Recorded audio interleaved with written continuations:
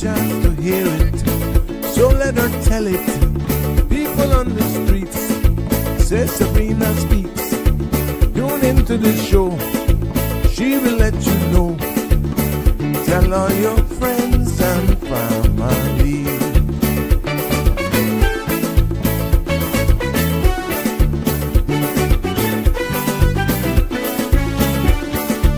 Real talk is no joke. You get the news straight up from grassroots and concerns. You hear some people gone. So tell all your friends to tune in to Good evening, Cayman. I'm Sabrina Turner, and welcome to Sabrina Speaks, your daily dose of clarity, truth, and community insights. Every weekday from 5 to 6:30 p.m., we're tackling the issues that affect you, from national headlines to grassroots concerns. Whether you're in traffic or winding down your day, this is your chance to hear it straight and speak your truth. So buckle up, Cayman. We're not holding back. This is the show.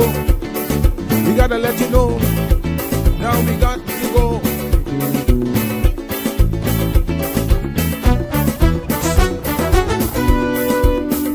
And now here's Sabrina.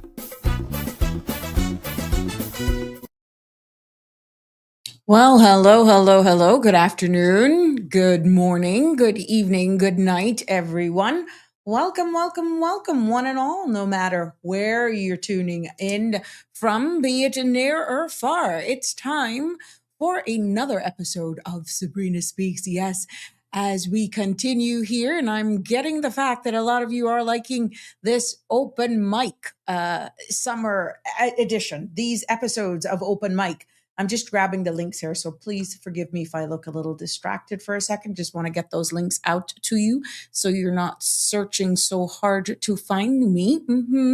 But yes, welcome to another episode of Sabrina Speaks. It's good to be back with you as we kick off yet another week in the month of August. Oh my goodness, how time is flying.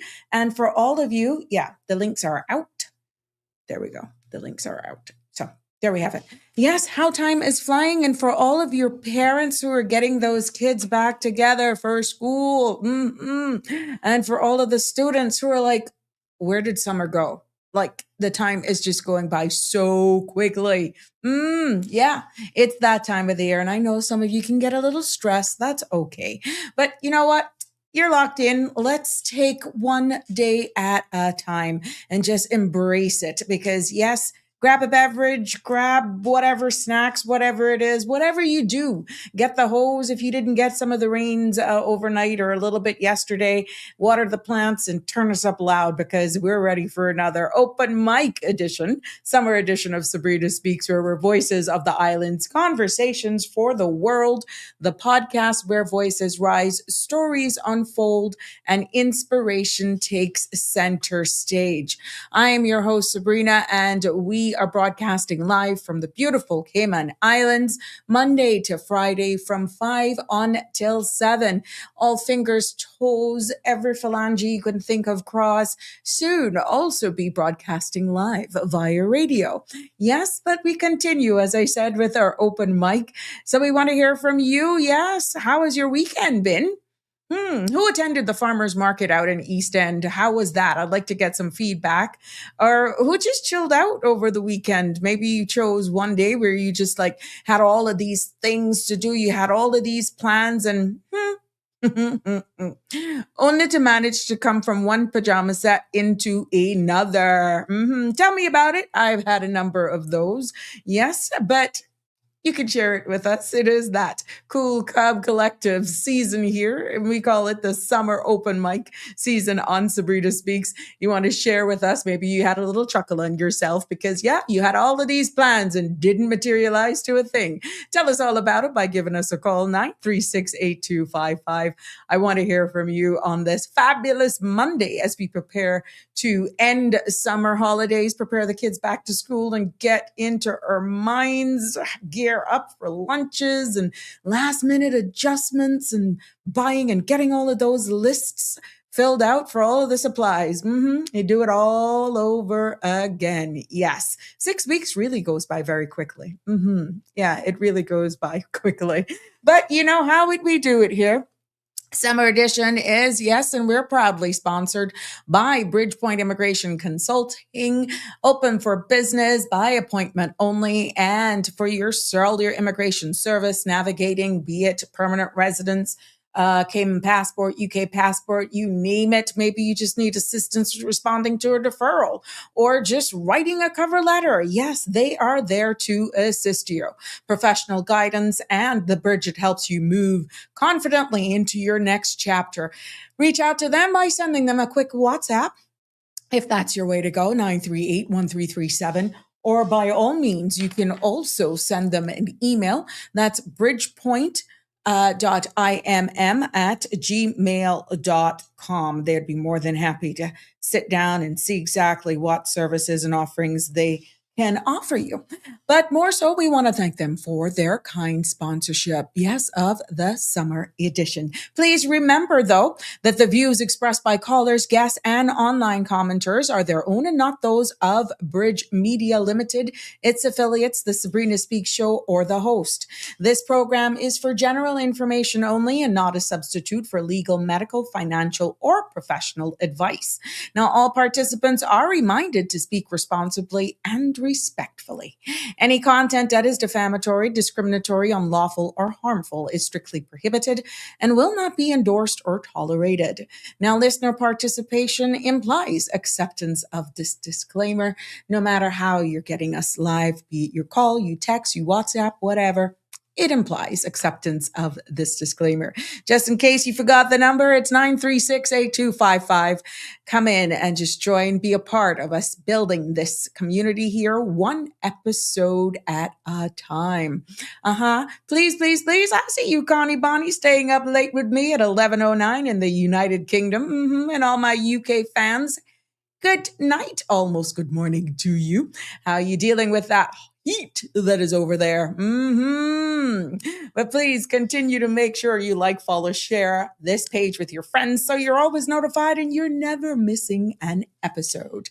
Now let's see if we got any more rain in the forecast. It was welcomed, I must say. A couple of showers that came through Prospect area overnight, and a little bit, I heard a little bit. I was in between. You know when you're dreaming? I had one of those. But let's see exactly if there's any more in the forecast, or not me. I depend on our friends there at the Cayman Islands National Weather Service for telling us what to expect for tonight's forecast and into tomorrow. Let's take a look at the weather. The synopsis is calling for residual moisture associated with the passage of a tropical wave that is likely to trigger a few isolated showers tonight, with a low chance of thunder. As the wave continues to move further away from our area, the pressure gradient will weaken. This will allow winds and seas to subside and marine conditions to improve. Now, that small craft advisory that was there, that has been discontinued. So far for tonight's forecast, they're forecasting for partly cloudy skies with a 30% chance of showers and, like I said, possible thunder. Temperatures will fall near the low 80s and winds will be east to northeast, 5 to 10 knots. Now, seas will be moderate with wave heights of 3 to 5 feet. The forecast for tomorrow is calling for partly cloudy skies with a 30% chance of early morning showers and possible thunder. Temperatures will rise near the mid-90s with a heat index of 109 degrees Fahrenheit. Winds will be east to northeast, 5 to 10 knots with higher gusts, and seas will be moderate with wave heights of 3 to 5 feet. Now, there will be a low tide at 7:16 this evening, a high tide at 12:31 tomorrow morning, and another low at 7:26. Sun will set this evening at 6:50 and sun will rise tomorrow morning at 6:08. Now, the outlook is calling for a continued decrease in chances of showers through Wednesday. I don't know about you, but I was really hoping for a little bit more than a decrease. I was looking for possibly an increase, but I see where our friends over there in Barbados, they have been just getting drenched with that tropical wave that is just going over there. And of course, if you've been following the news, even over in Hawaii with Lala, that hurricane that blew through there over the weekend. The images coming out of there with all of the water, because of course that's mountainous terrain. But we got some islands that are just getting drenched and others that are just like on our hands and knees. And yes, with water restrictions, we'll cover that in the regional news segment of Sabrina Speaks, which we're going into right now, starting with local news this evening on the Sabrina Speaks show. On August 13th, Youth, Sports, Culture, and Heritage Minister Isaac Reinken served as a panelist at the World Anti-Doping Agency meeting in Peru, joining a session on government leadership in clean sport. Now, the discussion focused on strengthening national anti-doping programs and the role of governments in protecting fairness and integrity in sports. Now, Minister Reinken joined representatives from WADA and regional anti-doping bodies, underscoring the Cayman Islands' commitment to clean, responsible sport. Two Caymanians have joined Maples and Calder as attorneys at law after completing the firm's Articles of Clerkship program. Now, according to the Cayman Independent, Ryan Clark and Michael McLaughlin Morello have now been admitted to practice in the Cayman Islands.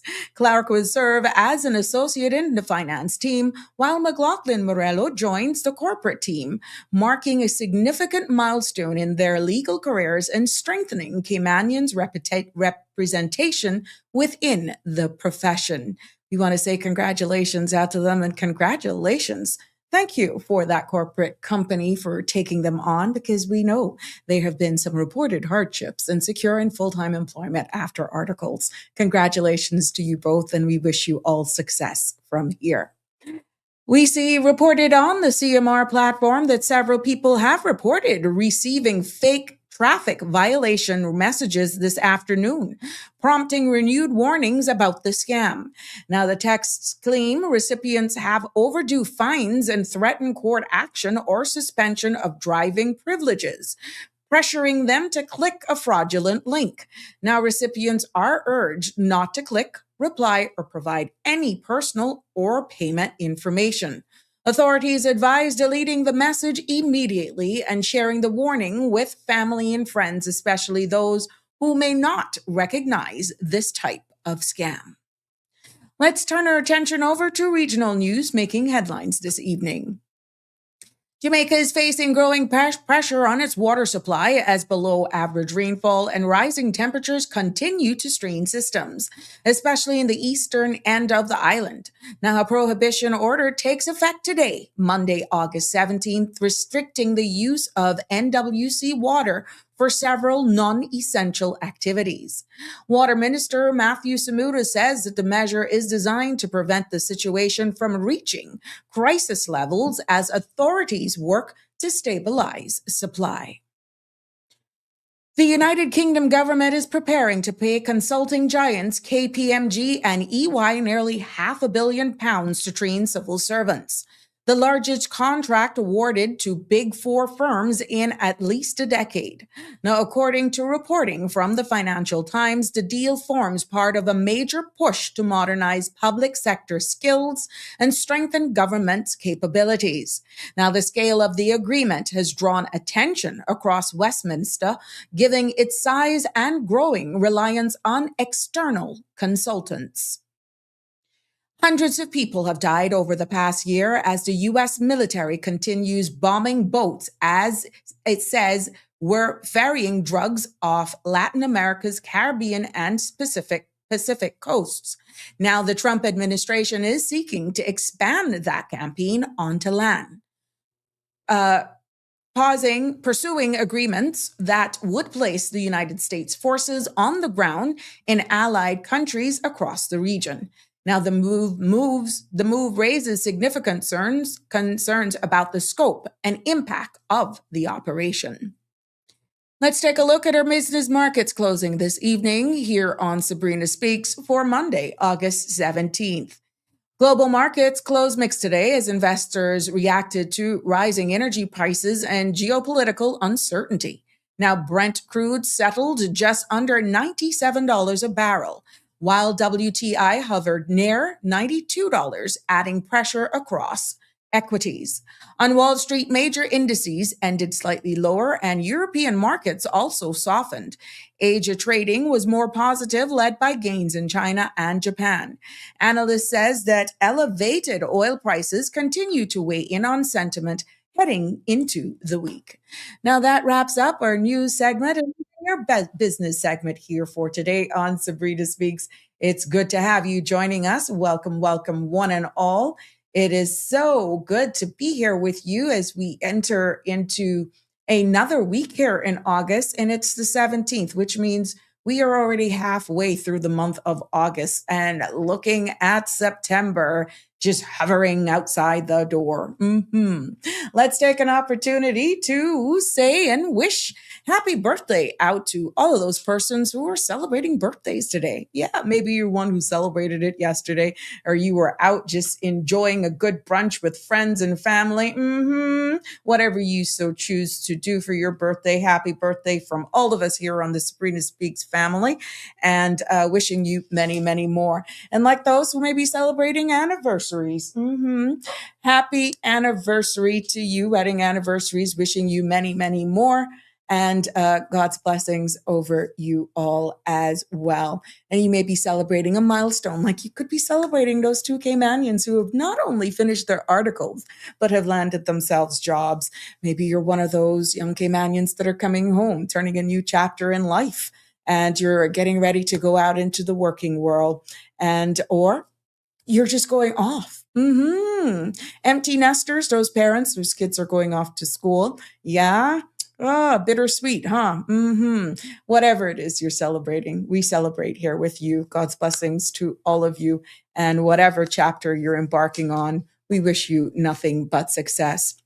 But we cannot. I will never, ever miss this out deliberately, intentionally, because there are a number amongst us in our community, because of our communities being so small, that are mourning the loss of a loved one. And I just grabbed this pretty much seconds ago when I was building, and I got to share these two. So please pardon me if I've missed anyone. I do my best to try and cover as much of these as I can.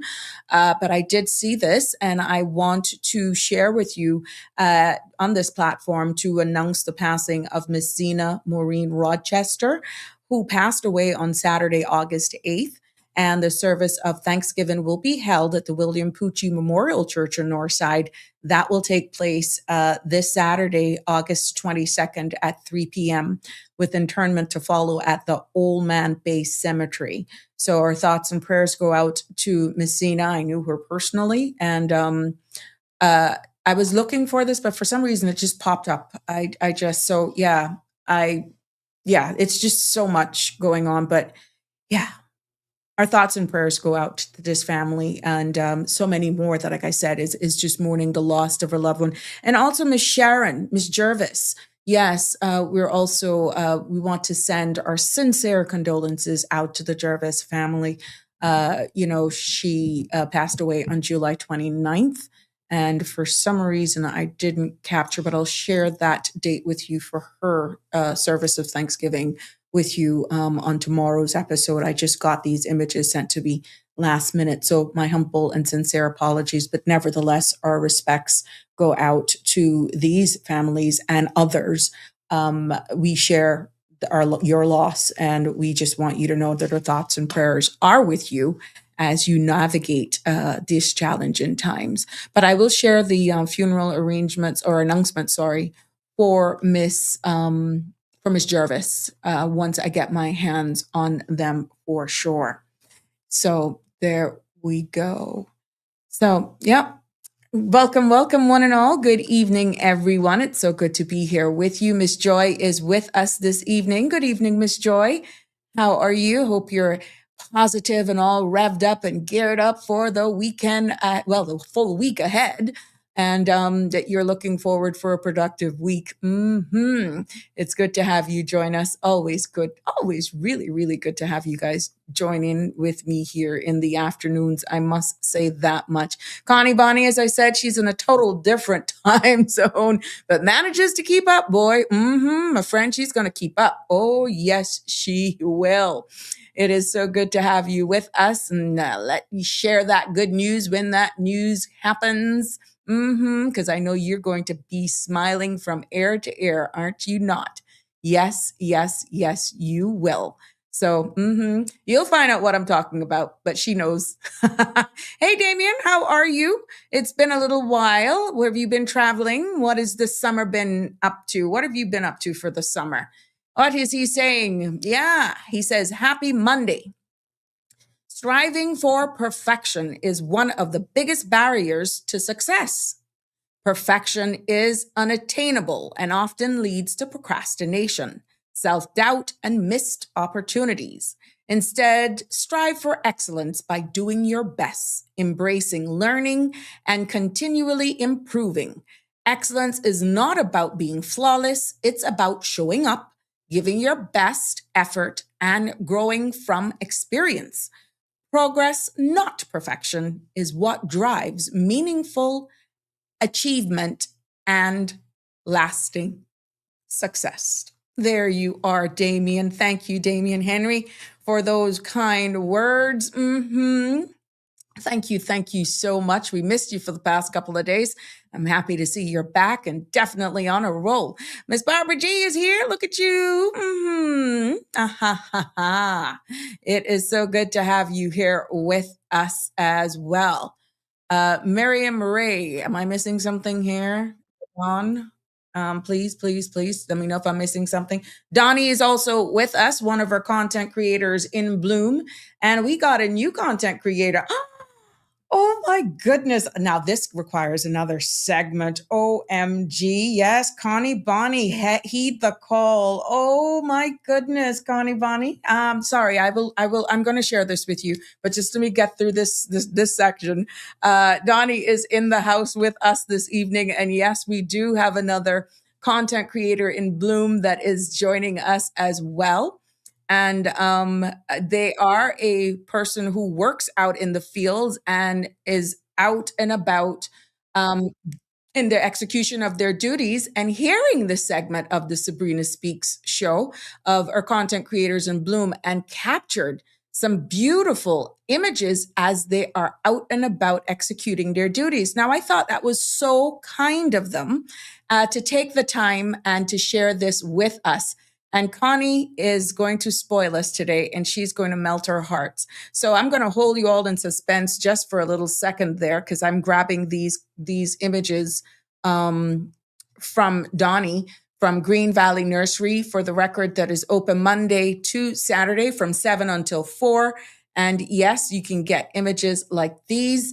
These are some of the plants that Don has out there at Green Valley Nursery in Lower Valley. So that's one. And there's another one. These are desert rose that she has in just beautiful blooms that are just popping like crazy. This one isn't a desert rose, though. I know I don't know what that one is. And do not give me the scientific name, because I will slaughter it. Okay. But you just need to check Dawn out.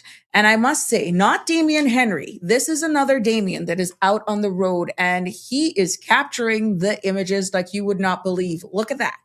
As he's out executing his duties, he says, why not share the love with what I'm seeing from all around here? No green thumb by any stretch of the imagination.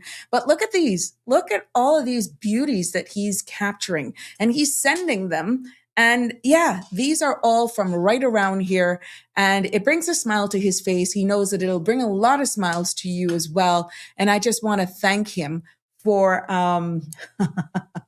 for sharing these beautiful images with us for sure. Now, Connie is in heaven. Connie is away for a month, and she is, yes, in another time zone. But look here. Connie is a grandma. Look at what Connie has been up to.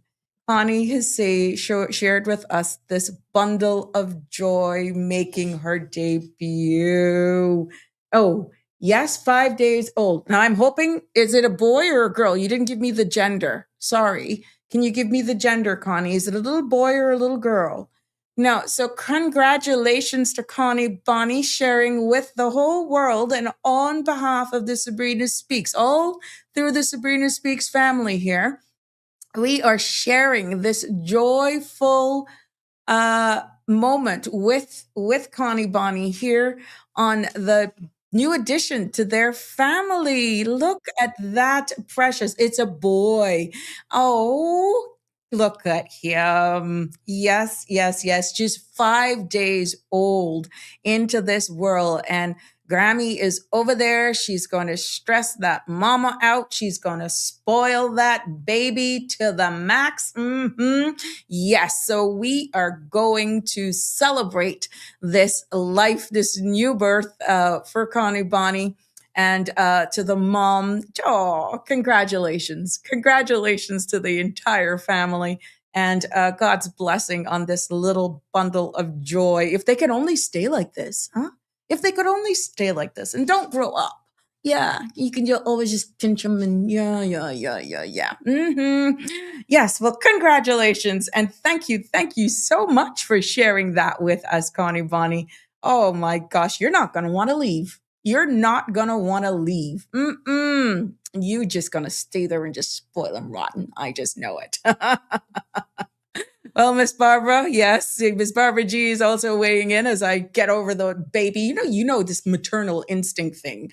Yeah, I have no grandbabies, but I have a niece and a nephew, and I just love enjoying these kids like this. I'm usually the auntie that they're scared of, but I spoil them. And but when I finish with them, I'm tired.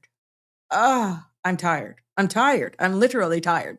My niece and my nephews, the youngest ones of the family, just wear me out. But I just enjoy having them around.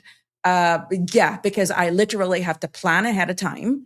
And when they're here spending time, I have to make sure Eric is here because I'm not taking them on by myself. I scared. It's been a while. I haven't had babies that young around me. So no, I don't have the energy. God knows. I'm done. I literally have to take the bed early. And worse, if they're here for longer than 4 hours, done. I'm done. I see why they say have these kids when you're young. I am just done. But they are. Look at this. This is about my heart. You see, like this, I don't mind them. They're not going to move. And then they eat and they sleep and they poop and they pee and you change them and you cuddle them and you put them back down. Yeah. You see when they're 1 and they're 2 and they're just discovering, oh, dear Jesus. No, I'm done. That's the part where you're even scared sometimes to ask, how are they? Yeah. But you know what? Enjoy them because in no time, you'll be attending graduation. You'll be taking and sending that first picture, Connie Bonnie, with their first day at school. So yeah, can you imagine that? Barbara G is saying, I definitely did go for a while, but you're talking about the farmer's market. But I do believe it would have been better to have it later in the day and into the evening. Oh, well, thank you for that feedback. Now, I know the Ministry of Culture and Heritage may always listen, and of course, we will provide that feedback. Normally, though, farmers markets usually do early in the morning, though. But yeah, it's a suggestion, understanding the heat. That's true. Well, hey, let's go. But I'm happy that you took the time to go out. And for what feedback I'm getting, I heard it was a huge success. We're just waiting for some more images to come out of there. I did not I didn't get out. I'm one of many persons who had lots of plans, like you had your errands to do and all that sort of stuff. And it still didn't get done. Saturday was one of those days, but Sunday I was out and about though. Early celebrations of birthdays. Early. Margie's in the house with us this evening. Hey, Margie, what you doing? Going to shake a leg? When you going out again?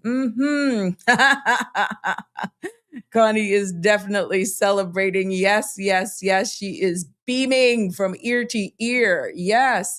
Okay. Damian Henry is saying why he went MIA on us. I'm always watching, but sometimes I'm late or on the road. Okay. Understood. As long as you're good. as long as you're good, we appreciate that. And I understand life happens. That's okay. When I don't see a lot of you commenting, some of you MIA, yeah, it kind of makes me worried. Life is too short. So thank you for just letting us know. And thank you for coming back as well. We missed those little inspirations there from you. Someone took nobody took your segment at all. They joined in. Since you're giving us another type of bloom. They're just doing the floral part of it for you. But like I said, it's amazing how people are just catching on to it. And I thought that was very sweet of them. They're really not a green thumb, as I said. They just heard the segment on the show and they just are sharing the beauties from around here. And they're just gorgeous, aren't they? So yeah, you're more than welcome. Lisa Bartley is also joining us today. Good evening, Sabrina. And congratulations, Connie, on your beautiful grandbaby. Yes, yes, yes. Oh my God, the terrible two stage. Oh my gosh. Yeah, girl.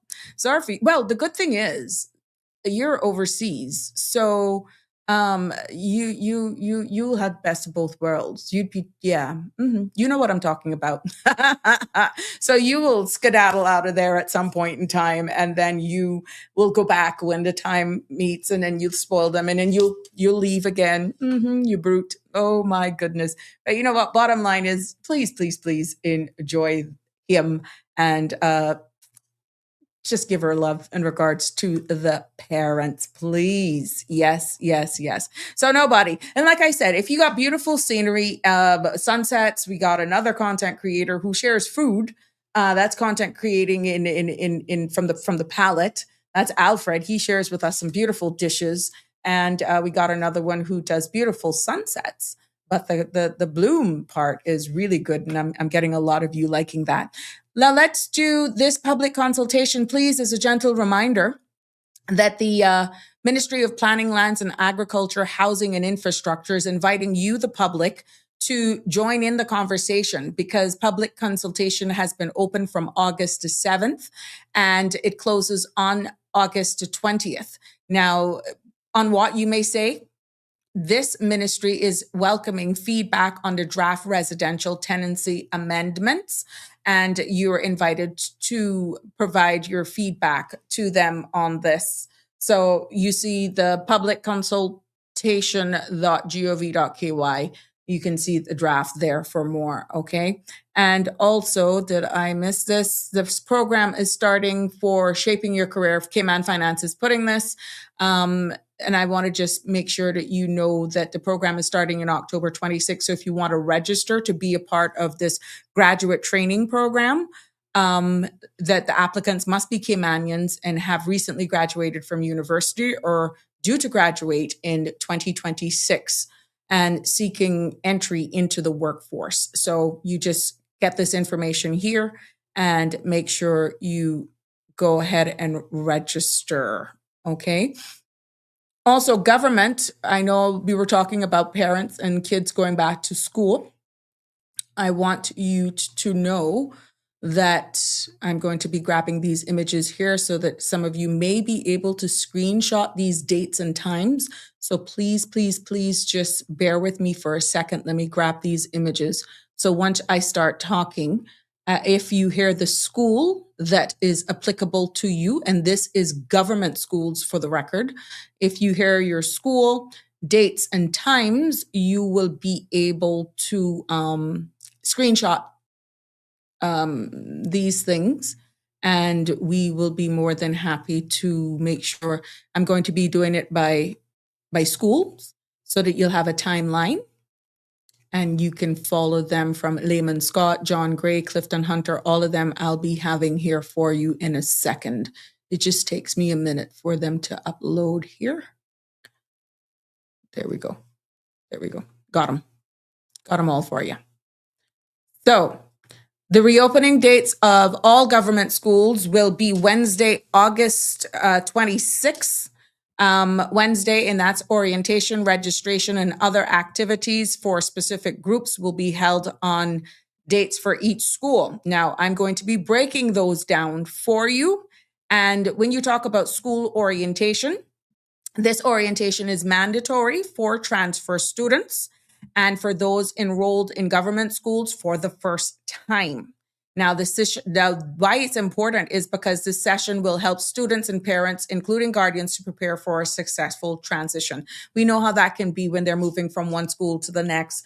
They're leaving back friends and that sort of stuff. It can take a mental drain on these kids. So, of course, parents and guardians must attend according to the school requirements for this orientation session.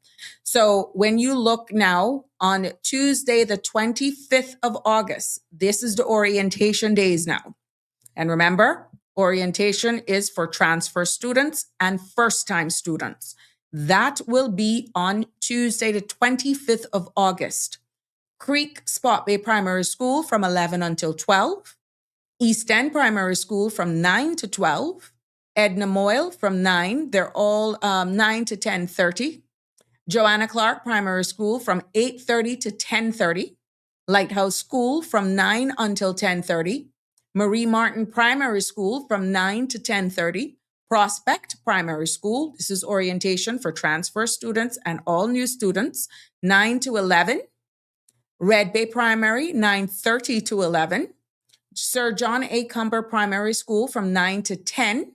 Theoline McCloy Primary School from 9 to 10:30, and West End Primary School from 11 a.m. to 12 p.m.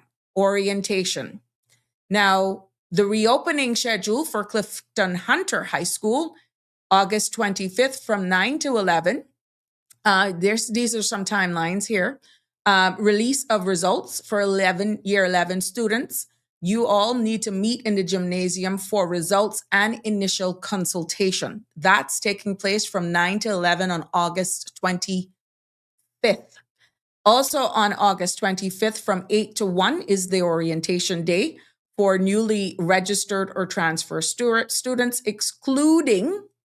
not including year 7 students. So year 7 students do not need to come for this. Okay, from 8 o'clock to 1.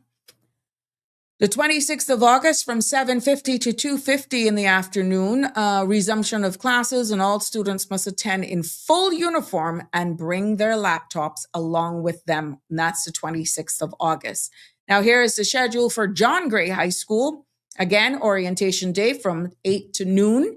On the 26th, from 8 until 2:55. All students must attend in full uniform and bring your laptops with you. Also on the 26th from 9 to 11, there's a release of the exam results for year 11 students, and you all need to meet into the gymnasium for, again, consultation and to receive your results. And Layman E. Scott, that's over there in the back, on August 18th, that is tomorrow, from 9 to 11, for newly registered and transferred students, not including year 7. So year 7s do not need to show up at the Layman E. Scott High School in Cayman Brac tomorrow morning. This is only for newly registered and transfer students, okay? And then on the 25th of August, 25 of August, from 10 until 11:30, there's your orientation, course selection, and registration for dual enrollment and vocational studies students, okay? That's taking place on the 25th. 26th of August at 8 o'clock, year 7 to 11, year 12 vocational studies students must attend in full uniform and bring your laptops. That is on August 26th. So all students over there is for the 26th of August. And also on the 31st of August, the dual enrollment students reports to class at 8 a.m. Now let's see what else we got here. Even Further Education Center, we got opening dates for you as well. And you got your student registration for A to L. All students, including dual entry, must attend on the 26th of August from 8 to 11. That's surnames beginning with A to L. Show up on the 26th of August. And also the 26th of August from 12 to 2, surnames M to Z. Mary, M to Z, all students, including dual entry, must attend. So A to L from 8 to 11 on the 26th, M to Z from 12 until 2. This is for the Cayman Islands Further Education Center. August 28th from 8 until 3 p.m. is the orientation for students with surnames A to L. And August 31st, 8 to 3 for students with surnames beginning M to Z. So there you have it. Now, for all of the latest on this, you can feel free to visit the education. And now please be reminded that all of this information now is for government schools. And I did my best with sharing the dates and breaking it down. And if you want to learn more, you can contact the child's school for additional information or view the entire thing for yourself. Go to schools.edu.ky. So if you have any additional questions, you can log on there for more information as well. We know how that time of the year can be. It's frustrating, but I see where Cameron was saying something about traffic. Yeah, that is a mental thing in itself. So, yes. Cecil Soler is congratulating you, Connie, on the birth. He says your friend's he's saying my friend's grandbaby is so adorable. I hope you'll soon get some grandchildren and much joy with them. Yeah, in time. Thank you so much for that. In time. My sons, they are just living life. They're traveling the world. They're enjoying their unions. Well, one's going to get married very soon. The other one's already been married, but they're just traveling. They're traveling. They're enjoying life. But thank you. I'll be more than happy. I guess that'll be a public holiday here. I know what happened when my niece and nephew were born. It's like, oh my gosh, they're here. Hello, good evening, y'all. Sabrina, what you did to Danny? You ban him or what? No, I don't ban anybody. No, Danny was not rude. Danny banned himself. He know what he doing. Danny still communicates with me. For whatever reason, he's gone MIA. We respect him, and this platform is always here. You just a troublemaker. That is what you is. Barbara is sending deepest condolences to the families who are mourning the loss of loved ones. And by the way, I was responding to Easton. Yeah, I realized that afterwards. Thank you, Miss Barbara, for clarifying. I realized that. So Cameron is saying, so basically plan for traffic and make travel changes accordingly. Yes, you are quite right, Cameron, because you know how that is. Oh my gosh. And it's going to take people a little while getting into that because for what, six weeks? Maybe a little bit longer, 8 weeks? Because we had the private schools, some of them got out a little earlier, and now some of them are going back. So we're going to see a gradual increase in traffic in the morning as the private schools go back in a little earlier, and then full-fledged when the government schools join all the private schools as well. So yeah, Cameron, thank you for that. You need to make your adjustments. And yeah, Cameron say, wait till cruise ships start piling up again. Gonna need a helicopter to get to work on time. Well, one big one was in today, and I must say that was just one, but it was a pretty big boat. And yeah, there was some bottlenecks out on certain parts of Harbor Drive, Seafarers Way. I stand to be corrected. Yeah, so yeah, I can only imagine getting into school traffic with all of that. It is open mic here on the Sabrina Speaks platform as we continue with our summer edition. 345-936-8255. You can WhatsApp call us. You can call us straight. You can send us WhatsApps as well. I'll keep you anonymous to weigh in. I mean, whatever's on your mind, it's whatever's bugging you. You can weigh in on it.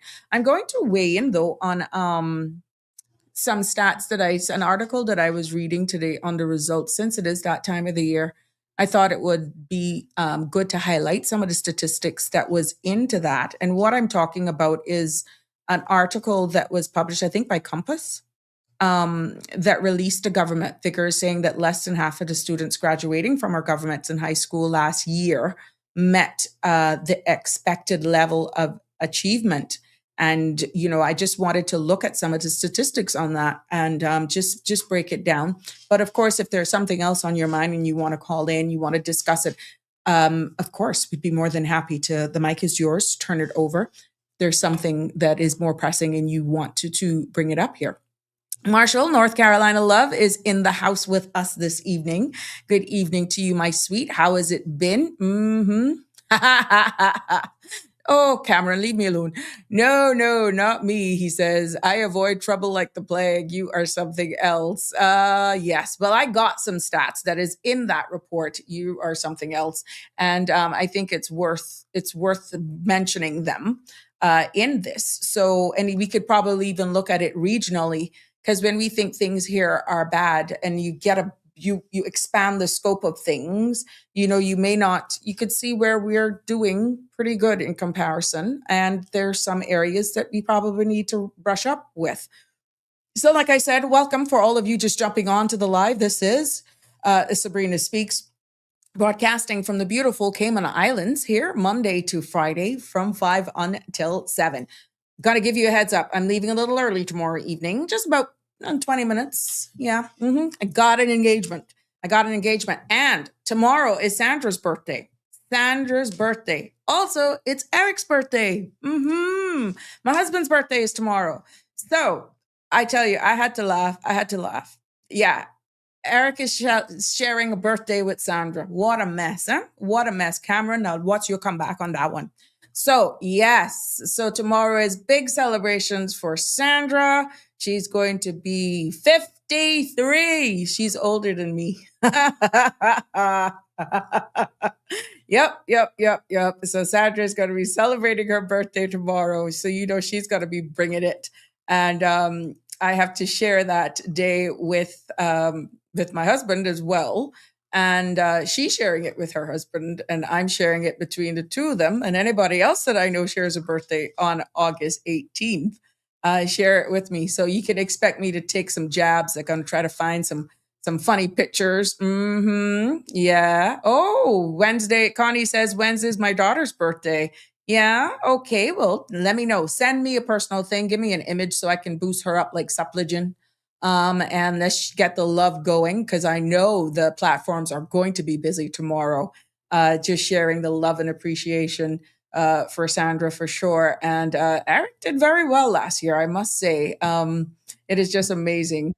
He's out there. Ay, ay, ay. Yeah, here we go. Oh, yeah. Here's going to tell me who's celebrating birthdays. Yes, here we go. Welcome to Sabrina Speaks. You're live. Who we miss out today, my friend? Happy birthday to Miss Sandra, but she not no 53. You're lying on her. She 35. That tomorrow. I know, but I say happy birthday when you come back. My niece birthday today. My niece in Honduras. Okay. Yeah, but she messaged me, so I message her. But she's the age of it. She asked her how old she on being. She said, "Tell me the age of the devil." You know what the age of the devil is? No. And she laughed. She told me, 6 of the 6, 6 to 6, 2 sixes. Okay. And I said to her, well, you my brother. Because yesterday was 5 years since my brother been dead, and he would have been 60. He born in 60 like her. I didn't know that all of these years, but see the things comes out. And yesterday was 5 years since poor Eldon been dead, and he would have been 66, the 8th of June, if you lived to see it. But he wanted 61. He died in 21. So, and then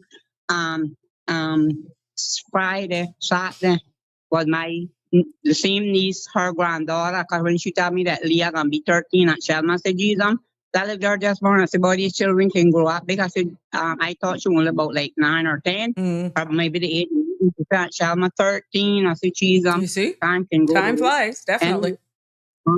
Anyway, but like I tell you, the whole heap of, and then the day after, my friend Dina Lewis is with Sandra and your husband, but I don't know how old Dina be, but I know Dina's the 18th too. Okay. Dina Lewis, that's Larry and John and them sister. Pete Nancy. Okay. Sister, that yeah. She's tomorrow, the 18th. I tell you, a whole heap of birthdays. Well, I'm noticing a lot of people were celebrating birthdays in August, and it's the other day, Clinton and them had some at from the 12th to the 13th to the 14th. They had 4 people on my thing, because I was the 12th. They had me, Miss Maxine Marshall, and then 2 other people that I didn't know. Then it had other people, and I tell you, it's a lot of, and then my daughter, the 30th, and then a whole bunch of her friends and different dates. Whatever. But Michelle, Yeah. this is the first time we're talking to you since we boosted you up like supplement on your birthday. And let me Yeah. tell you, you got like over 6,000 views on that reel that I posted, and for all of the love that was pouring in for you. And listen to me, my friend called me and she said, I check your thing status, and she said, tell Sandra she's not more popular than you. She had 369 so far, and all about from California and all about Natara. I say, like my friend used to tell me, Shelly, everybody know you, you know. I said, I want to people know me from all walks of life. So that's why I say, I don't care who, because I know it's a lot of people that love me and God love me. So I don't care who wrong, that don't love me, because I know. I see what cousin Luke say. He know what he know. So she say, yeah, and then she say, that not all. She said the night before she went to sleep, Yeah. she checked it out and it went up to 500 and something. I said, and then I'd even joke with her and I tell her, I said, she 369, I got have to buy it. Oh, you know me with launching, I stand buy it, believe, and you know the 03 plate I mean, and I'll buy nothing. Oh my I God. win, I said, I'm about 369 and then I'll buy nothing. Being so stressed out about a right health sitting now because I moved my husband Okay. from the to the called care again. Now he's like a windmill. But yesterday he had looked so good, my God, poor thing. And he called me today and said he back up in the room 220. So Okay. now I'm going back up there. But I went by Georgia Saturday night and I carried one big breadfruit. I said, I don't know if you want to give Sabrina a piece of this guy here bragging about her yellow heart. But I said that Oh wasn't like it. That was yes, her the good one. brooch. Should I tell Yeah. my thing? Should I tell my But thing? what happened, Sabrina? A lot of people like the yellow heart, but there's different yellow hearts. Yes, they are yellow heart, but some yellow hearts are a hard breadfruit. When it's cold and stuff, it's tough because my friend that cooks got yellow heart. And she bring for me the other day, and even to her had to tell me mine's better than hers because my breadfruit is a soft, moist breadfruit. Don't care how cold that get. When you fry that and put that down, or you roast that, whatever that, all them people down when old Hayat, they used to be killing me, and that guy from Timon I gave him one for here, Paula. Oh my My God. son about selling breadfruit, and Julian tell him that sell my breadfruit. And I said, well, I'm not gonna sell it, I'll give it to you, but I just don't like nobody coming in passing and don't ask because somebody came there and cut one of the trees that we had, which I was giving the trees away. Cause you know you heard me on the show. Yeah, so you did. That Anybody farmer, wanted? Yeah. yeah, but nobody needed to get them. But what happened? The one that was by the window that we concerned about that can go under, they just chop it off, and the root is still there, and that's why I want out because that could damage my foundation. But then we don't Yeah. know who it is, and that not health or wrong health. Like there's people walking around your yard, and you don't know who they are, and then especially by myself some night and thing, and you know. You gotta know who wrong, cause I mean, Cayman not as bad as other places, but it's not what used to be neither. Exactly. Do you That's understand? fair. That's fair. So I don't want nobody looking around it. I don't know who it is. They should have come and asked, but they chop it, and I'm sure that it can catch because some people know how to build back roots and thing, and they just chop it up, and it was tall, it was pretty. And I said to my friend, when I go to bed in the bathroom, I could see from the window, and I asked him if he had take it up, and he said no. I said, well, unless it gone taller. No, you know, right up to the top that I couldn't Right. see it See from it. the window. And then when he checked, he said, Mommy, somebody chop it off. Oh wow. So, Yeah, but my dear.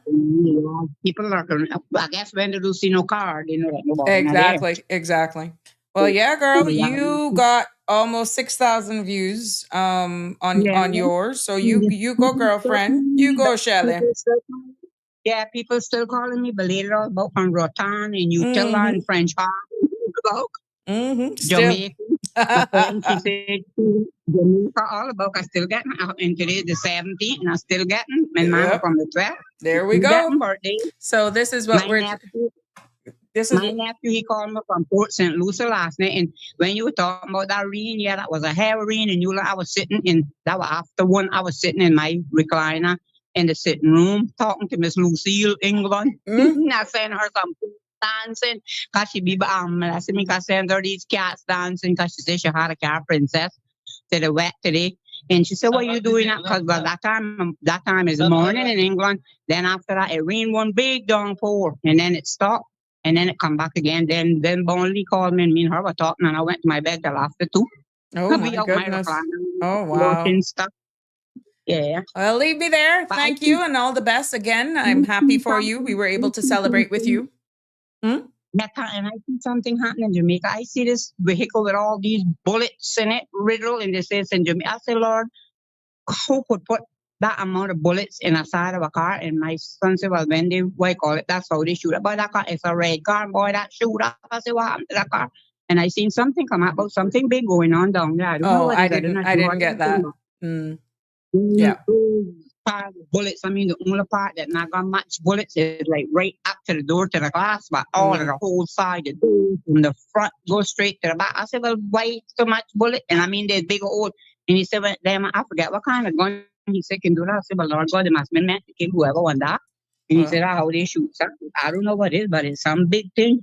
Well, there we are. We still have so much to be thankful for in the Cayman Islands, but yeah.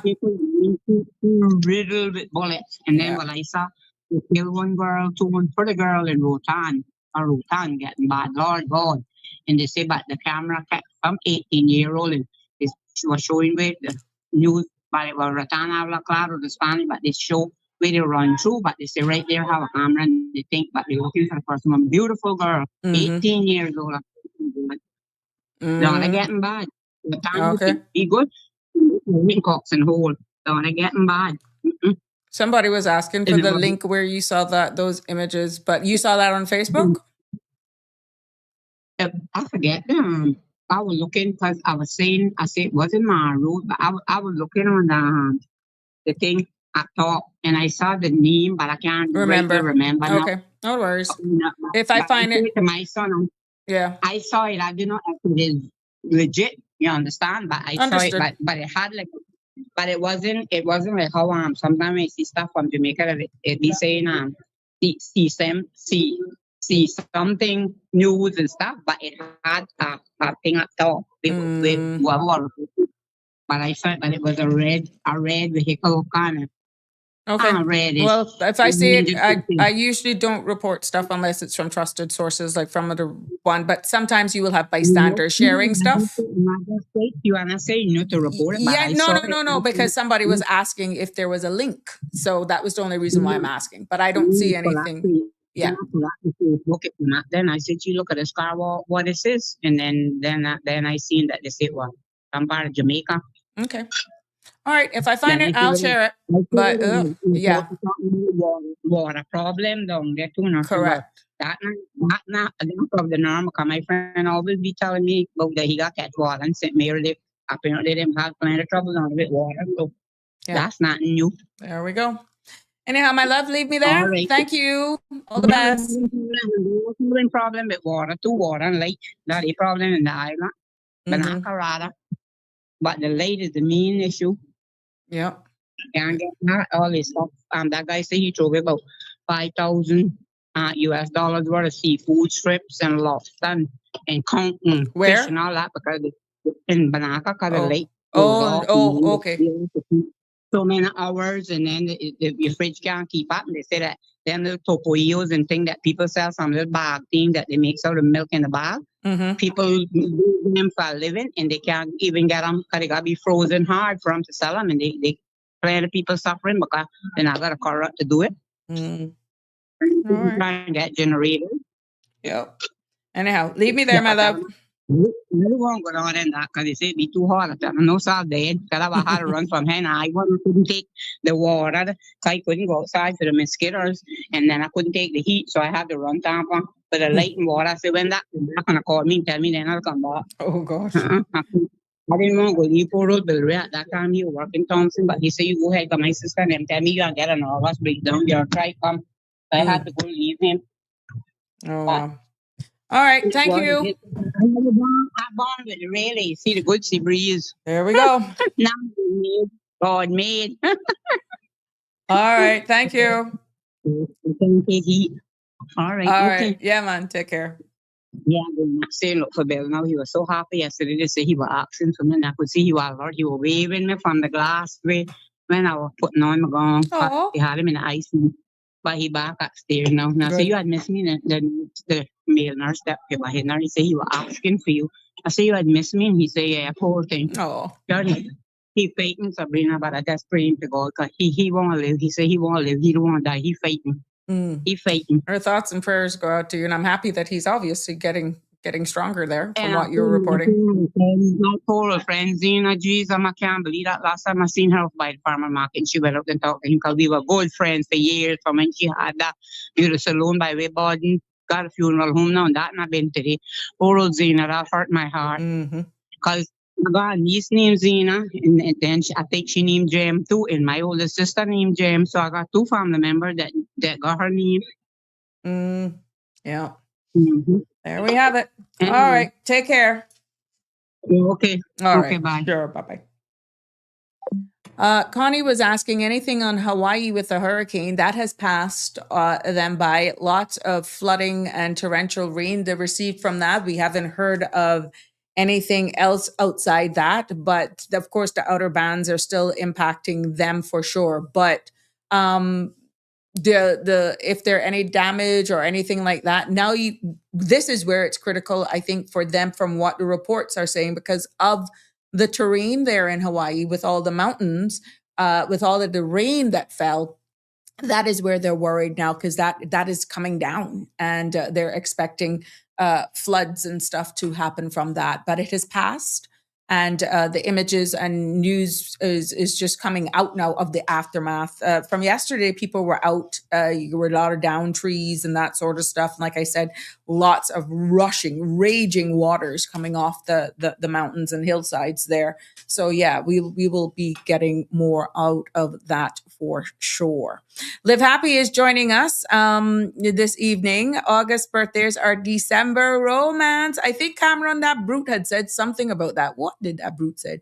Something Cameron has says. Yes, he says, we gets busy around Christmas season. Be hot. Oh my God. So yeah, but it's amazing how much people are celebrating birthdays in August. So yeah, I guess 12 days of Christmas. Mm-hmm. Marshall, you too fast. I just told you what I'm doing. Oh my gosh. Connie is saying, so mom, dad, and baby is August. Really? Mm-hmm. All righty. Yes, sirree, Live Happy. You did the math too. So that part that Lennon was asking for, I don't have the link yet, but if I find it, then I'll share it with you. I'll do that if I find it. Yes, so I'd be more than happy. Let's go into it. Like I said, the phone lines are open. It is open, Mike. You will see me stopping whatever I'm doing and take the calls like that. And we just love when people call in like that. And with Michelle, she celebrated her birthday, and OMG, the woman is known around the world, and for all of the love that is shared. And even my aunt and her husband, Elsa May and Herbert, they have gotten over 8,000, I think, 300 views. 8,000, and it continues to climb. So it just goes to show you the traffic that we're having here, and that's only one single post. Oh, my friend, Miss Carol, hey, that was over 12,000 views on that reel that we did for Miss Carol Hay, who was laid to rest this weekend. And these are just some of the numbers that is going through this platform right here. So yeah, so if you think we're not worldwide, we are. And this is not to boost it up. I'm just trying to show you that when you think we're only isolated here, we are not. We're not. This is something that is worldwide. Miss Carol was known by many around the region, just her and her husband, for what she did. People know, tourists near and far have come across her pepper jelly and all this sort of stuff. So when you relate her passing to what she was known, her brand that she made, there were people from all over the world that have sampled her pepper jelly, and they were commenting on that reel. So, and there's so much other people around the world that have come in contact, I'm quite sure, hearing Michelle on the various platforms, and knowing my aunt and my uncle from Water Authority, and my aunt from Kirk Freeport out there in the perfume store, plus all the school friends that are all over the world. It is amazing how much attention those reels got in the past, I would say, couple days. And it just continues to grow. So let's see what tomorrow will yield with the VIP. We talking VIP. Sandra. Oh yeah, let's see how much she go pull just for a little competition. But no, it's not about that. I'm going to be very honest with you. It's good for when people are saying, well, we want to advertise with the Sabrina Speaks platform. What's your algorithms? these things are good measuring tools for people to see exactly the reach that we have. But like Sandra always says, we're not monetizing the platform by any means. We don't get paid from Facebook or YouTube. No, we don't. Uh, when I get sponsors, I get sponsors. If I don't, I still show up. But we're definitely reaching the masses here, and it is money well spent. If you so choose to deal with us and want to promote an event. We do a lot of the stuff that you see for some of the NGOs, NGOs and community service announcements, of course. That's just something you throw in. But anything for gain, that sort of stuff, of course, I'm more than happy to work with anyone who want to be showcased, featured right here on this platform. We're more than happy. And like I said, we're going on radio, so we're even going to reach even more. If this is without traditional radio, can you imagine how much we will reach, how much this platform will reach once we're also doing this in tandem with radio? So get in early, 9368255. Send me a WhatsApp if you want to discuss. Christmas is coming and you maybe want to get in early. And you can send me an email as well. You want me to sit down, you want to help you do a short promotion, I can do bespoke packages for you. Sabrina Speaks, the number 12 at gmail.com. And I will sit down and we could work out a plan for you, your marketing. You want to sponsor, let's say, the news, you want to sponsor the weather segment, you want to come in, and all of those will allow you to be able to come in and speak and brand your own product yourself. You be interviewed. All of those packages that we can set up for you will allow you to have a moment here on the show where we're interviewing and you can showcase. You don't have a problem coming out and doing short videos. We can build something that works for you here. But yeah, branding, sponsorship, this is the place to be. We're definitely moving and shaking, and we will definitely be here to help get the word out there and let people know about you, because the numbers speaks for themselves. And yeah, that's something that we should all be proud of. And all of you who keep showing up, all of you who share the link and just share it with your friends, and you see the content what we're producing here, of course, you keep coming back. Yes, yes, yes. Cameron, what are you saying? People on Mars are complaining on Elon for drop signals because they can't get Mars.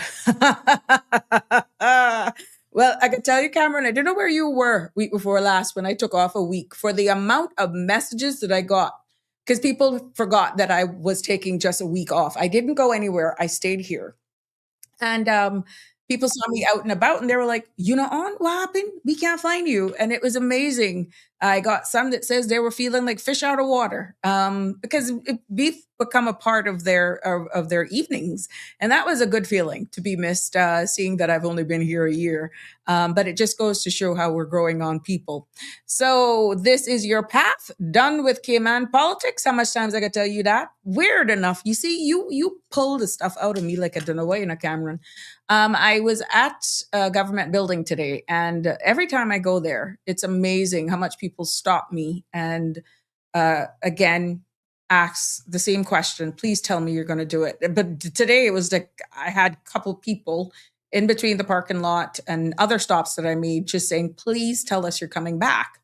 And nobody was connected to anybody, Cameron. And I had to respectfully say, "No, I will not be. I'm done. I'm done with Cayman politics. I'm done with politics. I have no political aspirations. No, you will not see me in the upcoming elections. No, you will not see me on a ballot. But I will always have my voice. I will always do what I have to do." And yeah, but no, and I know a lot of them were disappointed. They'll say, "Oh, well, 2 years is not that far. You're going to come back. Maybe we can convince you between now." And I said, "No, I'm sorry. No." So it's funny that you say that now, Cameron, but yeah, no, that chapter of my life is behind me. I was just happy that I gave that one term and I respected the results, contrary to what others are saying. I've respected it. I've moved on. I'm embracing this new chapter of my life, and I'm still accessible, sharing sharing knowledge and imparting and keeping topics that is sound, elevating talk here on this platform. And I've gone back into small immigration consulting on a very bespoke level. And for full disclosure, Bridgepoint Immigration Consulting is mine. Yes. Proudly sponsored by Bridgepoint. That's me. And I've done it, I've gone back very small.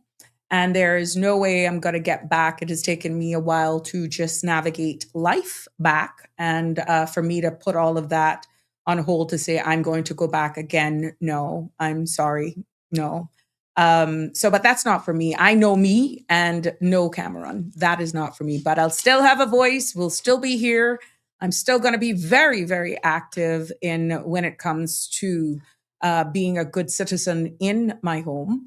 And but I will not interfere. No, one thing they can't say that I have ever interfered by any means.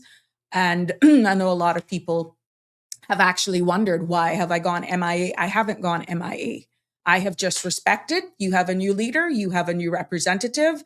I stay in my lane. And yes, if I see you, I've dropped by a few, but no one can say throughout this time that I have interfered by any means on the ground.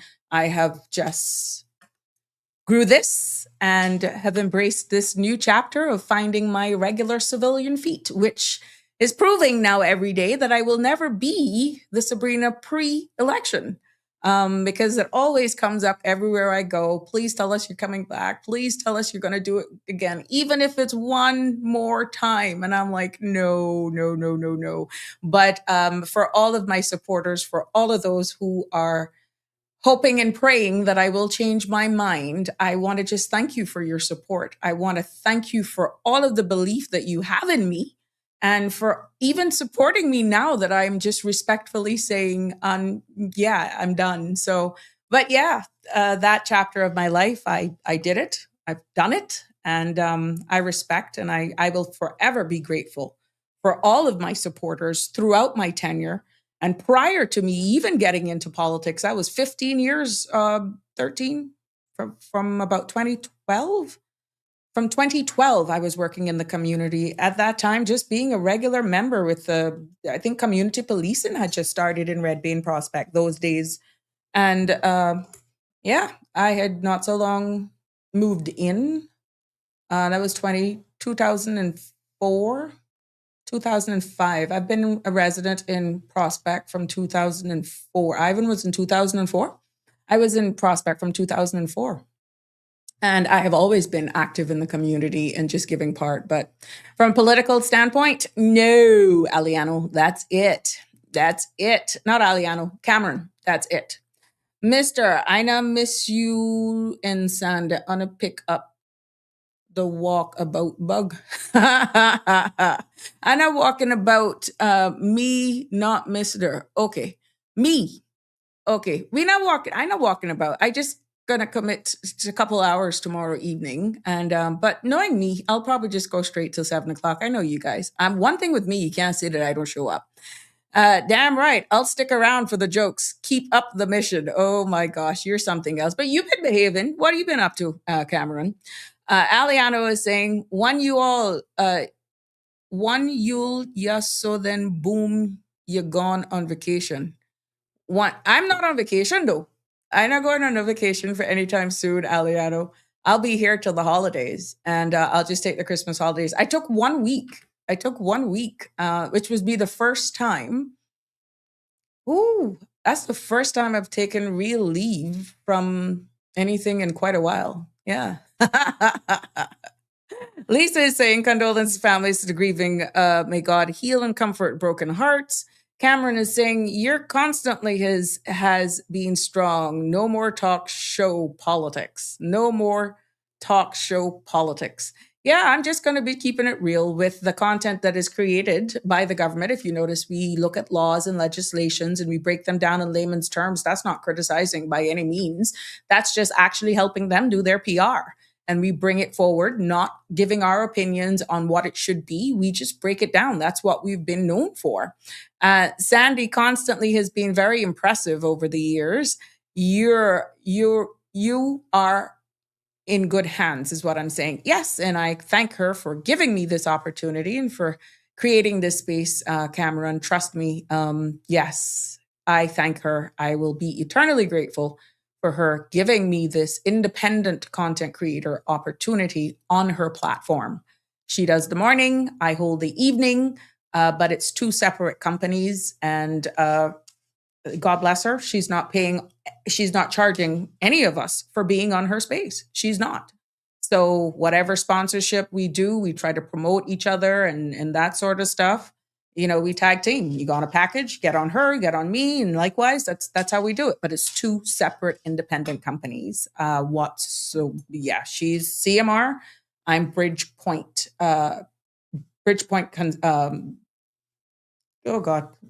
K Global, Bridgepoint. Yeah, Bridge Media. Bridge Media is this one, Bridge Media. So it's pretty close. Kind of get a tongue twister there. People be missing Sandy and Sabrina like they own. Yeah, Cameron, I'm noticing that, my dear. I'm noticing that. But it's good to be loved. And it just says that we're filling a gap here. We are willing to have some very difficult conversations sometimes. She's a little bit more risque than me. But we bring our own individual identities to the platform, our own platforms. And there are times that we got some hard hitting stuff. You see on Friday where she came in and she was a part of the show. There are times where she invited me on hers, where she needed information because of my political background. And of course, all within reason. And this is where it works well, where you have her as the opener and me as the anchor in the evening. And of course, I have the reign of choosing whatever topics I want. And you guys have actually shaped where this and what you want of this talk show. I will still put it out there. If there is anything specific that you want us to develop in this, remember we're going on radio. So people will be able to be driving home instead of just listening to us on YouTube. You'd be able to go on a particular dial, an FM dial, and you'd be able to hear us on radio as well in the coming months. God, we're going to speak lone positivity over that. Whenever that was rolled out, Sandra will be more than happy. So yeah, we continue to grow here, and I have to embrace it until the next chapter finds itself. But I can tell you this, it will not be on a political ballot. No. It will not be on a political ballot. I'm embracing this. I was given an opportunity and I've immersed myself a little slower than I expected to get off on my feet, but it's coming and I can only give God thanks every day. And I give all of you thanks for your support and your patience, for enduring and putting up with me. Yeah, I must tell you, I got to give you all thanks. You know what an anchor symbolizes, right? That's the foundation. Tell me, share it with us. Tell me what the anchor is. Tell me what the anchor. She's the opening, and yeah, we're just creating this balance. So yeah, the phone lines continue to be open, 936-8255. Like I told you, I wanted to share with you I did some digging after I read an article today in regards to the students from our government and high schools based on last year's data and statistics numbers. And according to what I found, this is by no means, this is just for public awareness and community awareness, okay? Remember, you heard us saying, based on the timeline, that these children now will be collecting their results for their exams. Well, here's what the data says. According to the latest education data report, that's information report, Year 11 English passes rated 73.8%. Science pass rate was 78.5%. Math, listen to this, Year 11 mathematics pass rate was 47.2%. And students achieving 5 or more passes, including English and math, was 52.9%. But this is based on information of 2025. Now, these students achieving 5 or more passes that included math and English was up from 40.2% in 2024. So what we're seeing is that right here at home, we have strengths. we're seeing very strongly where we're very strong in English and science because they are performing above, believe it or not, here in Cayman, they're performing above regional averages, is what this is saying, right? But math remains a major concern. So when we say major concern in this context, we're talking about a foundation problem, problem solving, reasoning, financial literacy, and employability. When we say math is a major concern, that's where we're looking at, talking about the foundation of problem solving, reasoning, financial literacy, and employability as well. And these numbers matter. They're very important because our children's future matters. And it also matters in our workplace, in our work spaces or workforce. And also, we see where the need for mathematicians, scientists, and all of that sort of stuff. Remember that episode that I did where it gave the statistics of all the WORC jobs postings? Mathematicians was one of the things that we're seeing they were looking for. People in the insurance industry, the financial sector. Remember, if you all were with me? And when you look at this statistics, our math is falling. And that, my friends, means that these numbers matters because they matter for our very own Cayman's competitiveness. Yes. So when you look at how this stack up, and you looking even in the regional, across the Caribbean, when I dug into this some more, we see where CSEC results show a regional learning crisis. Because what my research found based on that article, because I dug just a little bit deeper, it found that only 4.9% of our students across the Caribbean passed 5 or more subjects that also included math and English in 2024. This is straight across the Caribbean. And regionally, Caribbean, listen to this. When you look at it and you widen the lens, put them all together, math pass rate in the region is 36%. Yes. Now, what we're seeing is OEC's countries saw a 5.1 drop. They're also seeing decline in overall performances between 2019 and 23. So it's just not only regional, right? And what we're seeing as well is that English proficiency, the proficiency in English, declined by 8%. LOL, WTH, you know what we're coming out. All of these acronyms that we're using, instead of spelling out YOU when you're WhatsApping or texting someone, you just do the letter U. And that sort of stuff. This is impacting more than likely what's now becoming a norm. But is it right? When you're actually depending on these passes now to get a professional qualification, to get your passes. And what we're also seeing overall in the OECD countries is that math in itself declined by 9.8%. Now, when you compare this, Cayman's math passes rates 47.2% is higher than the regional average. It may seem low here, but regionally,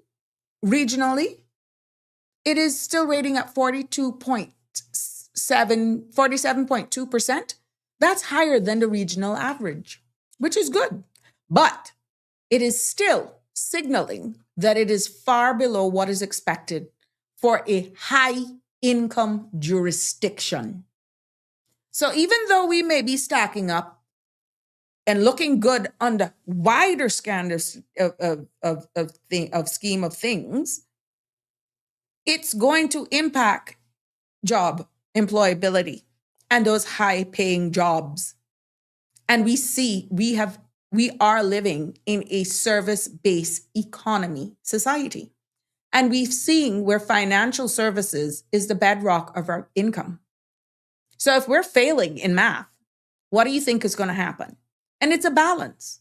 Math and English is critical because of the very makeup of how our income and what businesses are actually thriving. Math is a key component. So 47.2% regionally may look good, but in real talk, it needs some serious bolstering. Now let's look at the international benchmarks that we can see here as Cameron weighs in. I believe it. We're not dummies. We're lacking a social skills and basic life skills. He also says diversity is changing the learning dynamics. We're Caymanians. And this is just happening straight across the world. We're seeing children opting now, and you're seeing some of the stories on social media where you got millionaires who are barely 19, barely 21, because they have worked out coding or they are becoming social media influencers that when you look at it, they're going to say, well, look at the millions of followers that I have. Is this a season? Is this a trend that will be here for a while with the influencers? And for those who get in on it and make their millions, make sure you manage it wisely because it may be another trend or something that's not going to be around for a long time. And you look at them looking at life totally different. You're seeing a lot of the young people even looking at schools totally different because they can get on a smart device, their phones, and they can make some money based on Instagram, TikTok, Snapchat. They got some other platforms out there. And based on their followings and what jurisdictions they're on, some of them can and is capable of making more money than their parents who are working traditional jobs. Now, this is just the reality of where social media competing and traditional institutions are now competing with making sure you can keep those children engaged and making sure that we're not diluting the key fundamentals of education. But let's look at the regional benchmarks. We see in Jamaica, in their PISA, that's a PISA of 2022, reading 61st. Okay, 61st. Math was 62nd. And science, 59th. In Trinidad in 2015, reading they fell 53rd. Math, 59, and in science, 52. Now, what these results are showing is that Caribbean students straight across, and I've named out Jamaica and Trinidad, what we're seeing is that Caribbean students are lagging 3 to 5 years behind the OECDs, Europe, you're seeing Asian, all of those, Dubai. Yeah. This region, the Western region, we are lagging. And when you look at these ratings, it's low. And what you're seeing now is people coming from that side because the demand is here. The services are here. We are demonstrating people from this side of the world is lagging, but yet they're increasing in that side of the world. And we are gravitating. We're either outsourcing offices so that its cost of operating a business is cheaper, or we're bringing special skills in here because they have the skill set, the expertise, and the numbers are not lying. And this is just not a Cayman thing. We're looking straight across the region, Jamaica, Trinidad, and even right here. And we see the impacts right here. The data, the information is not lying. So what do we have to do when we're seeing we're not competing just locally amongst ourselves? We're competing with keeping businesses open, because they're paying their fees. It goes into our national GDP and all that sort of stuff. And I noticed there's another article that CMR did on remittance services and how much money goes out of here. We can put that into context. And I aim to bring that up to you tomorrow on tomorrow's episode so we can look at that in a closer. We will do a deep dive into what that statistic means, what it's actually saying as well. And what if the shoe was on the other foot? What if it was us being one of those nationalities going and finding a safe haven into an economy where, or a country where we could do better for ourselves, support our families, and that sort of stuff? What if the shoe was on the other foot? Yeah, you're going to lock in tomorrow for that because I would like your input on that. We can't just beat these people up for taking care of their families at home and sending their monies home. And then the benefits of those countries with all of these remittance services. Yeah. Bottom line is from all of that, it doesn't impact our local GDP. And that was a huge takeaway, right? So put the shoe on the other foot if it was Caymanians having to go someplace else. Would you feel the same? Would you not do the same? This is not by any means classing any one nationality. We're just going to look at the overall subject matter, just like how we're looking at the results here, and then widening the scope as to how we match up regionally, internationally, comparison to the OECDs, and what it actually bringing it round for what it means for job security and opportunities here if we don't look and use this data to help the next generation, our future. Because bottom line, as I said, this is showing where straight across the region we are behind. Caribbean region is behind when compared to the OECDs. So Cayman is not alone in this conversation. Cayman is not failing uniquely. Cayman is a part of a regional problem. What is manageable, though, is our share size. Our aptitude towards making the necessary corrections, funding it adequately, making sure that we get the right teachers, and of course, parental involvement is a huge, huge, huge part of the results as well. But again, all the noise around, you're competing with social media, you're competing with the changing world of how the next generation even looks at education. I have some that are saying straight up, they're not really inclined in going for college. They would prefer to, and this is just general conversation, not prompt, they're going to run their own business. They're going to do this, they're going to do that. And it is heavily influenced by a lot of these social media influencers that are in many cases their very same age or not too much older. And they're seeing the lifestyle. They're seeing the income that they're capable of making.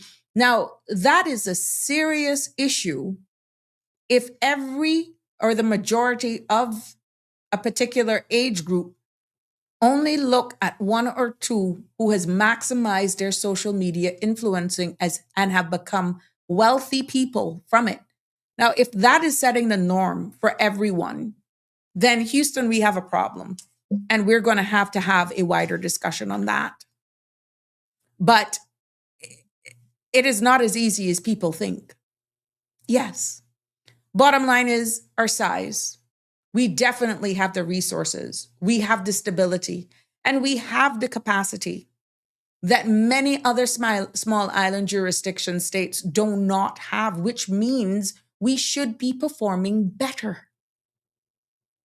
It's not that we're not funding it. It's not like we don't have a lot of free stuff that we're giving. Yeah, we do. It is. We can turn that around, but it's going to take everybody's attention. It's going to have to take from the students, the parents, the societies, governments.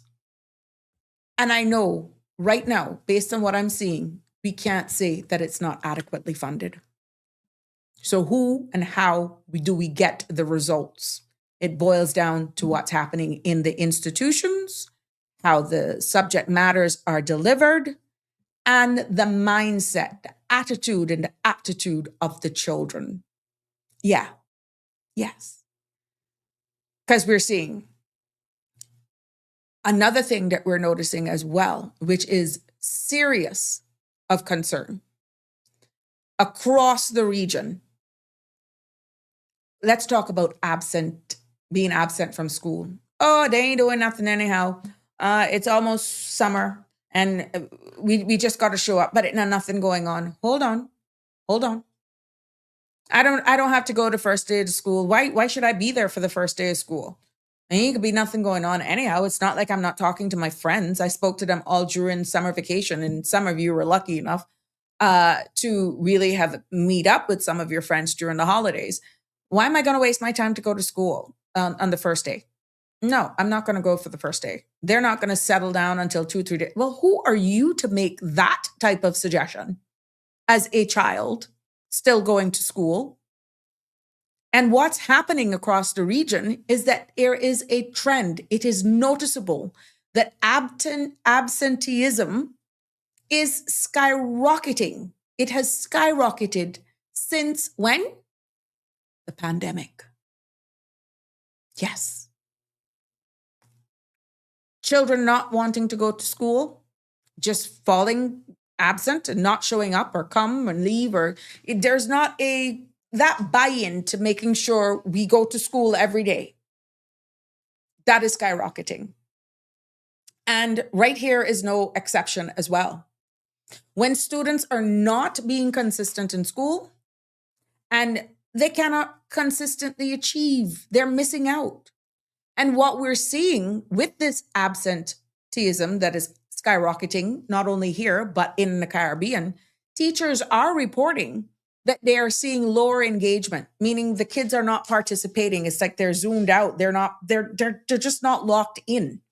They're seeing shorter attention spans as well. They're seeing higher distraction levels, whether or not they have a smart device in their hands or not. It's just like they're just overstimulated and they're not focusing in the classroom, many a times causing serious disruptions to those who actually have a different attitude. And teachers are also reporting here and regionally more difficulty maintaining classroom focus as a whole. So attendance is not just a number. Present, thank the Lord, here, aya, yo, however it is you do it, it's not just a number. It's a predicator, meaning it's a warning sign. It's a reflection of the children, the household, just overall being motivated, home life, and mental health. That's what it's signaling. And if attendance is continuously dropping or not that buy-in, guess what will drop to? Achievement. If that continues to be the reality, my friends, guess what? Not much is going to be achieved. And when that graduation time comes, you're going to have the parents going up there arguing with the bursars, arguing with the teacher and the principal. I want my son, I want my daughter to walk that stage when, hello, they were not attending school, or you don't have a justified reason for why there was so much absenteeism during the term or the year. You can't take this on. This is a dual role, a dual responsibility. You think just walking across the stage is enough? And worse, if you haven't even attended school on a regular basis? That's almost comical, but sad. It saddens me for really what's happening when, like the data shows, it's not like we're not funding our schools. It's not that we don't have an advantage over so much other jurisdictions that the dynamics are identical to ours pretty much. But the difference is resources, funding, government buy-in. All they have to do is attain. That's all they have to do. Let me try to keep up with the comments here. Hey, Andrew, blessed Monday, Sabrina in Cayman Islands. Cameron saying merits or popularity. Which one? Dayats need. Cameron says the real keepers of knowledge can't break into education industry. Yes, industry. Knowledge and education has turned into a business model. And he also was, we going to keep the money here as a question mark. Talking, Ross, about vehicle driver's license riffraff after we already paid for the infrastructure. These are comments that I'm just making sure I don't miss out here. That's why real estate market is under attack, is what he's saying. And this is based on, I'm quite sure, what some of the data that I was sharing. Damian Henry is also weighing in and saying mathematics and English are key subjects for securing employment opportunities around the world, providing the essential skills needed for effective communication, critical thinking, problem solving, and career progression across a wide range of industries. Meanwhile, education needs to move beyond traditional approaches and embrace innovative methods that engage learners, meet demands of a changing workforce, and enhance the relevance and appeal of these vital subjects. Quite right.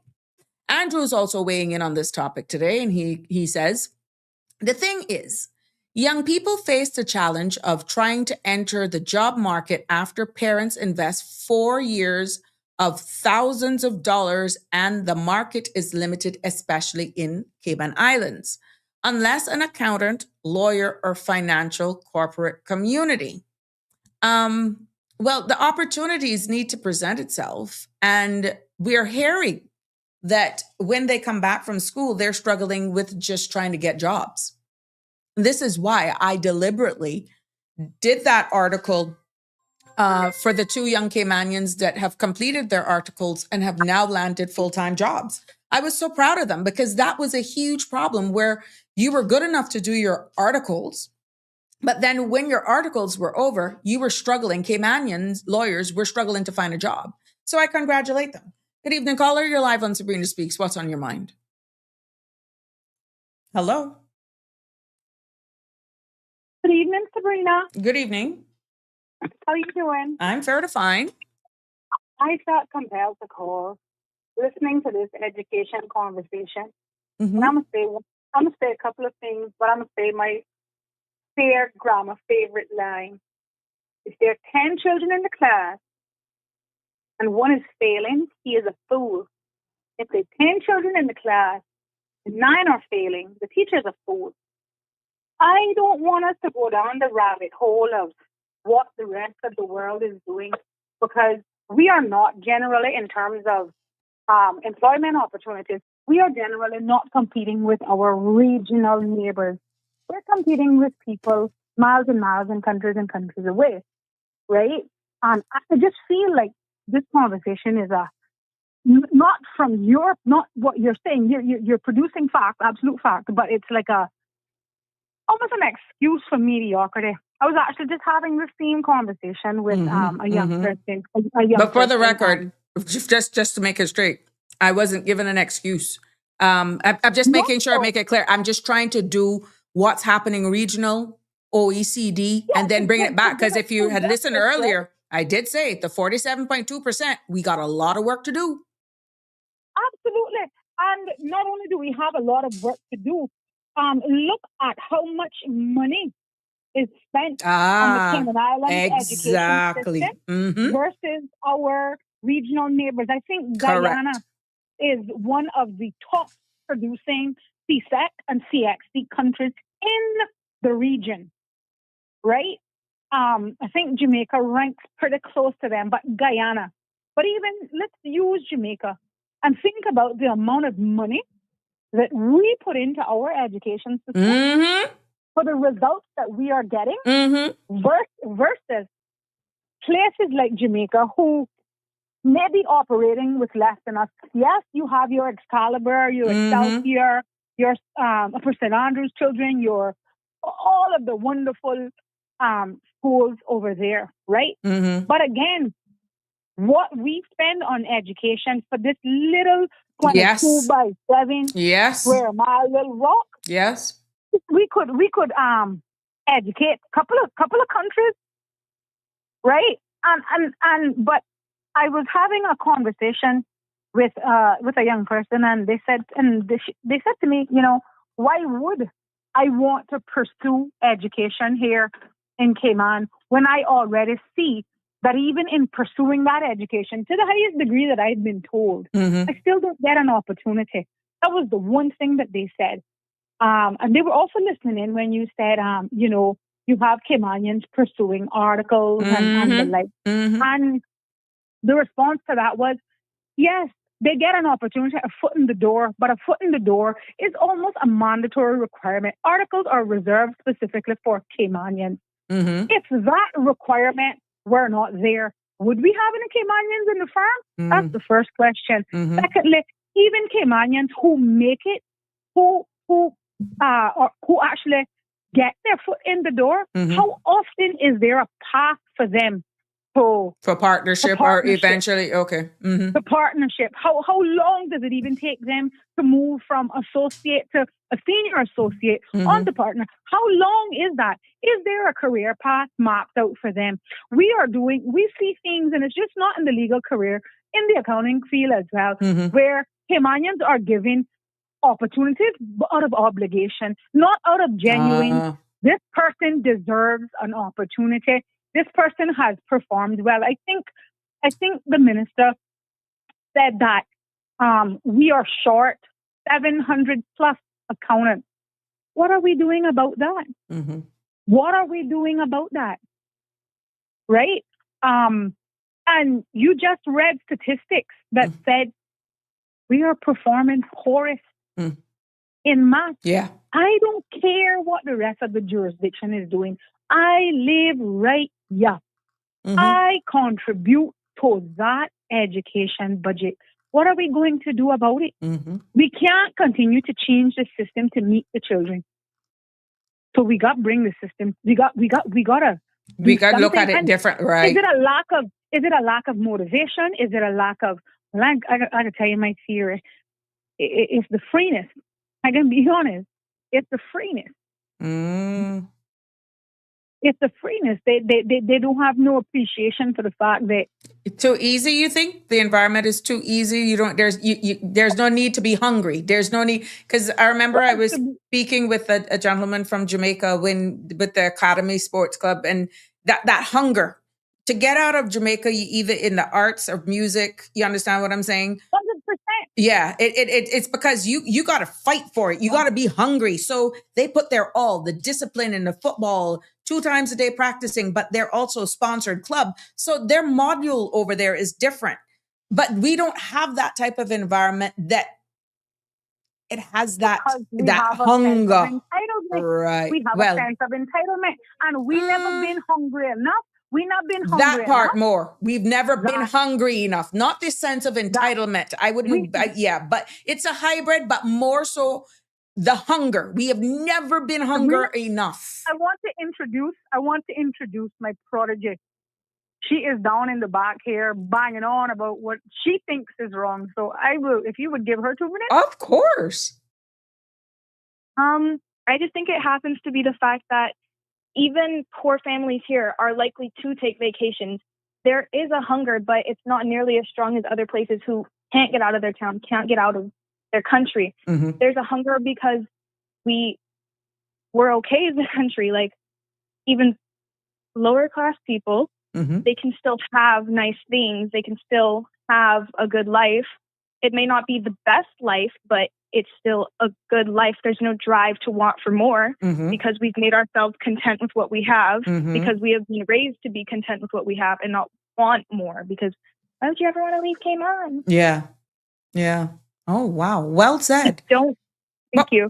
And we don't really foster competition much anymore. I mean, as an athlete myself, I think that sports here, well, I can't talk about back in the olden days because that was in my time. But the way my mother raves about it, sports in Cayman used to be a lot more. And I think that the drive that used to be there isn't there anymore. Like, we have amazing athletes on island, yes, but I think it's more about the infrastructure we have in place for those athletes to succeed is not really as strong as it used to be. You think okay, before I go into any specific thing about athletes, generally, your age group, what do you think is needing then to get back that hunger, to get that drive? Because you made a very valid point. You said that some of the even lower income households right now, they have learned to settle, because when you look at them being lower income or the poorer class here in the Cayman Islands, that's still considered high class in some jurisdiction. Overall, what do you think would be the change then for getting more young persons interested in understanding the key foundation and the importance of taking education, getting an education serious, coming from yourself? You may understand it. Where are we? Your mom, my generation, I'm 50, I'm 52. Where are we gotten it wrong? What do you think we need to do? I think that we need to put something in place that shows that there are consequences to not wanting more, like not taking advantage of opportunities. I mean, we as a country put out so many opportunities in education, and they're not taken advantage of simply because we don't care. And I think that one way to help with that is charging for it, like charging something so that families start to take it more seriously. If you're receiving something for free, I doubt you're going to value it nearly as much. And I'm not saying that everyone needs to be charged outrageously. Understood. I'm saying there needs to be something to make it worth more. I've been in private school my whole life, and like not even to say that as I'm a private school kid, I'm saying I've learned the value of education because I've had to pay for it my whole life. And I have ambition to move forward, because if I spent all this money on education, why would I waste it to do nothing, to be content with my life when I could have more if I work hard for more? Well, that definitely is a different environment, and kudos to you for being able to come from a household who put that emphasis on it. Not to say that the private school environment doesn't have their own challenges, because definitely. Yeah, you see, they have their own challenges, and some of them they're just going to school because they have to, because of age. But we are putting the focus a lot on our public system, because that is a bigger representation of really our society as it is. So you could have hit on a national topic. Easy come, easy go. You don't know the value of it because it comes so easy. You take things for granted. But I think that's a very normal thing in Cayman, though, to take things for granted. I mean, where we are financially in the world, we're one of the most financially well-off countries in the world. The infrastructure we have access to, the things that we have as an island that other places don't, other places would die for.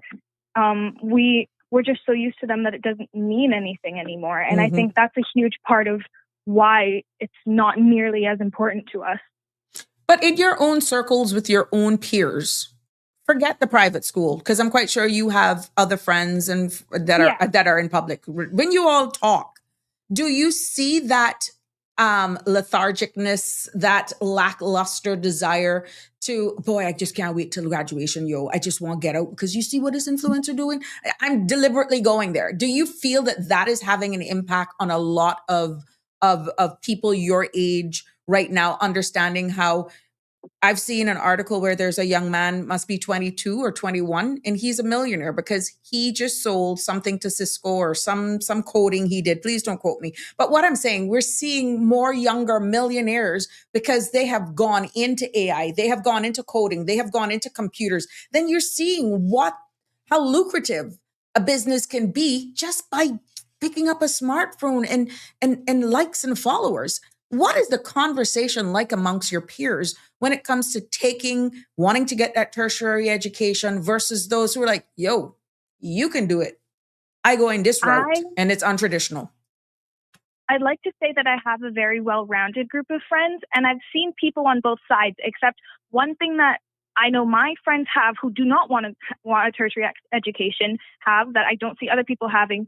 They understand the fundamentals of what they're trying to do if it's not tertiary education. Okay. You can't just wake up and say, I want to be a influencer. There's so much more to it than that. There's algorithms, there's brand deals. Like, there's so much more that goes into it that people need to acknowledge. And they understand that. Do they, though? No, I'm asking if they do. The ones who don't want to go the traditional route in your conversation. I think they understand it to a degree, but I think there's not much of a conversation around it specifically in Cayman, because it's a small island. We don't have many influencers to be following behind where they can like give us info on like, oh yeah, this is how I made it to the top. Mm-hmm. Like, we're not in a country where that's something big. Like, you can't just have your entire country as your following. Right. Other random people get that. Like, people have more followers than the entire population of our country, and they're not even considered real influencers. Mm-hmm. Ah, well said. So, it's very interesting, but I would love to hear a lot more from exactly what your generation is really being had. Is it that we're missing something? What is it that we're missing?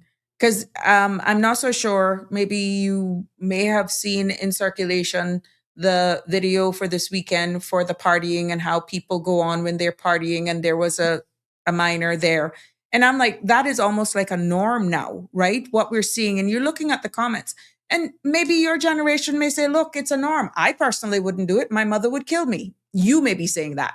Others of your parents be like, yo, that's just fun. What's wrong with it? It's a new generation. You know, that is the future. Is it somewhere that we're getting it wrong? I just want to know where we're missing the communication. I think it's a mixture of importing this kind of club culture where, like, we have a lot of people coming in and they're living for the Cayman party lifestyle. And I think that's getting passed down through not only their kids, but what we are seeing as Caymanians going on. And then it's like, oh, well, I see literally everyone going out to party. I want to go out to party. I think it's just a matter of cultural progression, and the cultural progression of Cayman has become partying on the weekends, rum point on Sundays, clubbing on Saturday night, brunch on Sunday. It's just become a larger culture that makes it look as though there's nothing else to do. Mm-hmm. And I also think that because of that, no one really wants to be spending their lives growing their education, because why would they when they can go out and party? Just like make enough to live in an apartment and afford their party lifestyle. At what point you wonder when it's going to click, because you can't be partying all of your life. Kind of makes you wonder, doesn't it? It either doesn't click, or they reach a point where they're working a dead-end job complaining about how they don't have any money to do anything, and not really realizing that it's an issue of their own creating. And yes, we do have an issue with Caymanians getting into the workforce, but also we're not really trying anymore. Like, some people are trying. I'm not going to like say that no one's trying. I'm saying that some people just have accepted it, moved on. And I think that's what I'm hearing from a lot of people I know that don't want to go into something more. They'd rather just work enough to get by. Yeah, enough to get by, enough to live a little less than comfortable, but enough to live. Fake it till you, darling, I have to give you an honor, and this is an honorary kaboom for everything you've contributed here. Kaboom! Oh, wow, I'm honored. Yes, you are. You're well-rounded. You're well-spoken. Congratulations to you. I love hearing your perspective because I feel that this segment of our society is not being heard enough, candidly, impromptu. And I'm so happy that you weighed in on this because, like I said, I was just trying to paint a big picture using the local statistics, comparing it with the OECDs, comparing it to the Caribbean, but still saying, look, Cayman, for the way our economy is, for the amount of money, bottom line is, yes, we can do and we should be doing so much better. But when you give me hope, because hearing like you, I'm hoping we can get even more serious input to hear your views, because what will the future look like? What would you want to see the future Cayman look like? What culture would you love? I would love to see the future Cayman to be full of Caymanian people at the top. But if we're not striving to be at the top, then it will always be foreigners who come in, get their Caymanian status, and they are at the top. They are the Caymanians at the top. You can't see my air quotes, but there were air quotes around Caymanian. Yeah. But then we've admitted, darling, that we are a growing, a a generation where our numbers, our Caymanian, Indigenous, generational, is not fast enough to keep up with the demand. Your generation, you're going to almost be fighting that much more harder because there's just not enough for the service-based economy that we have.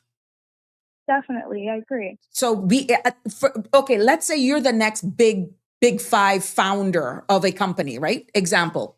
Mm-hmm. For the economy, service-based economy that we have here now, you're going to need people for you to continue to grow. If we're not educating them fast enough, you could be blocked from growing your business and you're still a Caymanian at the top. What do? It's creating that balance. 936-8255. I see someone, Johan is asking for the dial-in number. So what would you see for Cayman in the future? What would you want? I know you said it, but understanding the reality that our numbers are dwindling. Caymanians, as we know them, is dwindling and we can't keep up. We're not having children fast enough.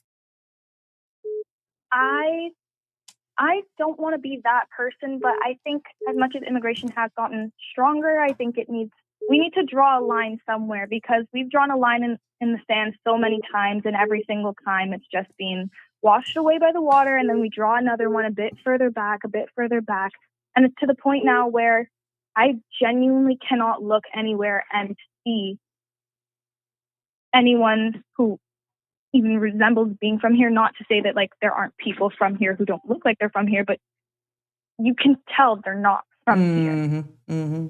They're not indigenous to here. And again, I have nothing against foreigners, but at the same time, I want to see a Cayman in which I see more people like myself. Okay. And so I'm going to try to add a call here. Oh, give me 1 minute. Let me see if I can add this call. I'm going to merge. There we go. I didn't meant to end you, my love. I was just adding another call. I didn't cut you off that was an error. There we go. Hey, hello, darling. I didn't mean to end you. I just couldn't get that call added. But go ahead. You can wrap up and then I'll take the other call.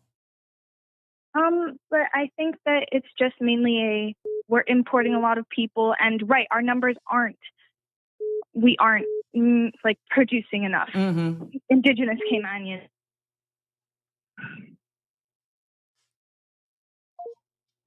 I keep cutting that person off. Hey, sorry.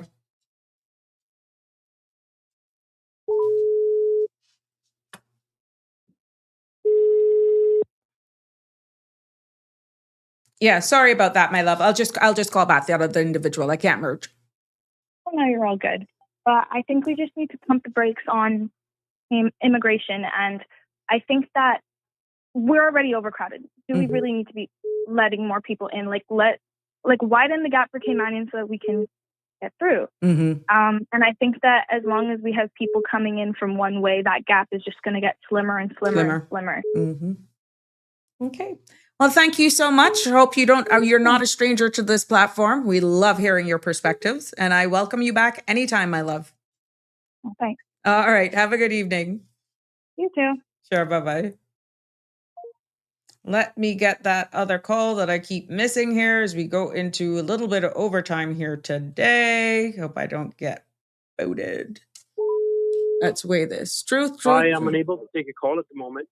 Please leave your name and number. I'll get back to you. Well, you know who that was. Keep calling, but please call if you want. I'll take your call. As we wrap up here, Andrew is saying, because we got comments that were coming in, 100% truth, immigration policies will dictate where our future Cayman Islands young people are going in the future. Miss Pam DaCosta is also weighing in. There we go.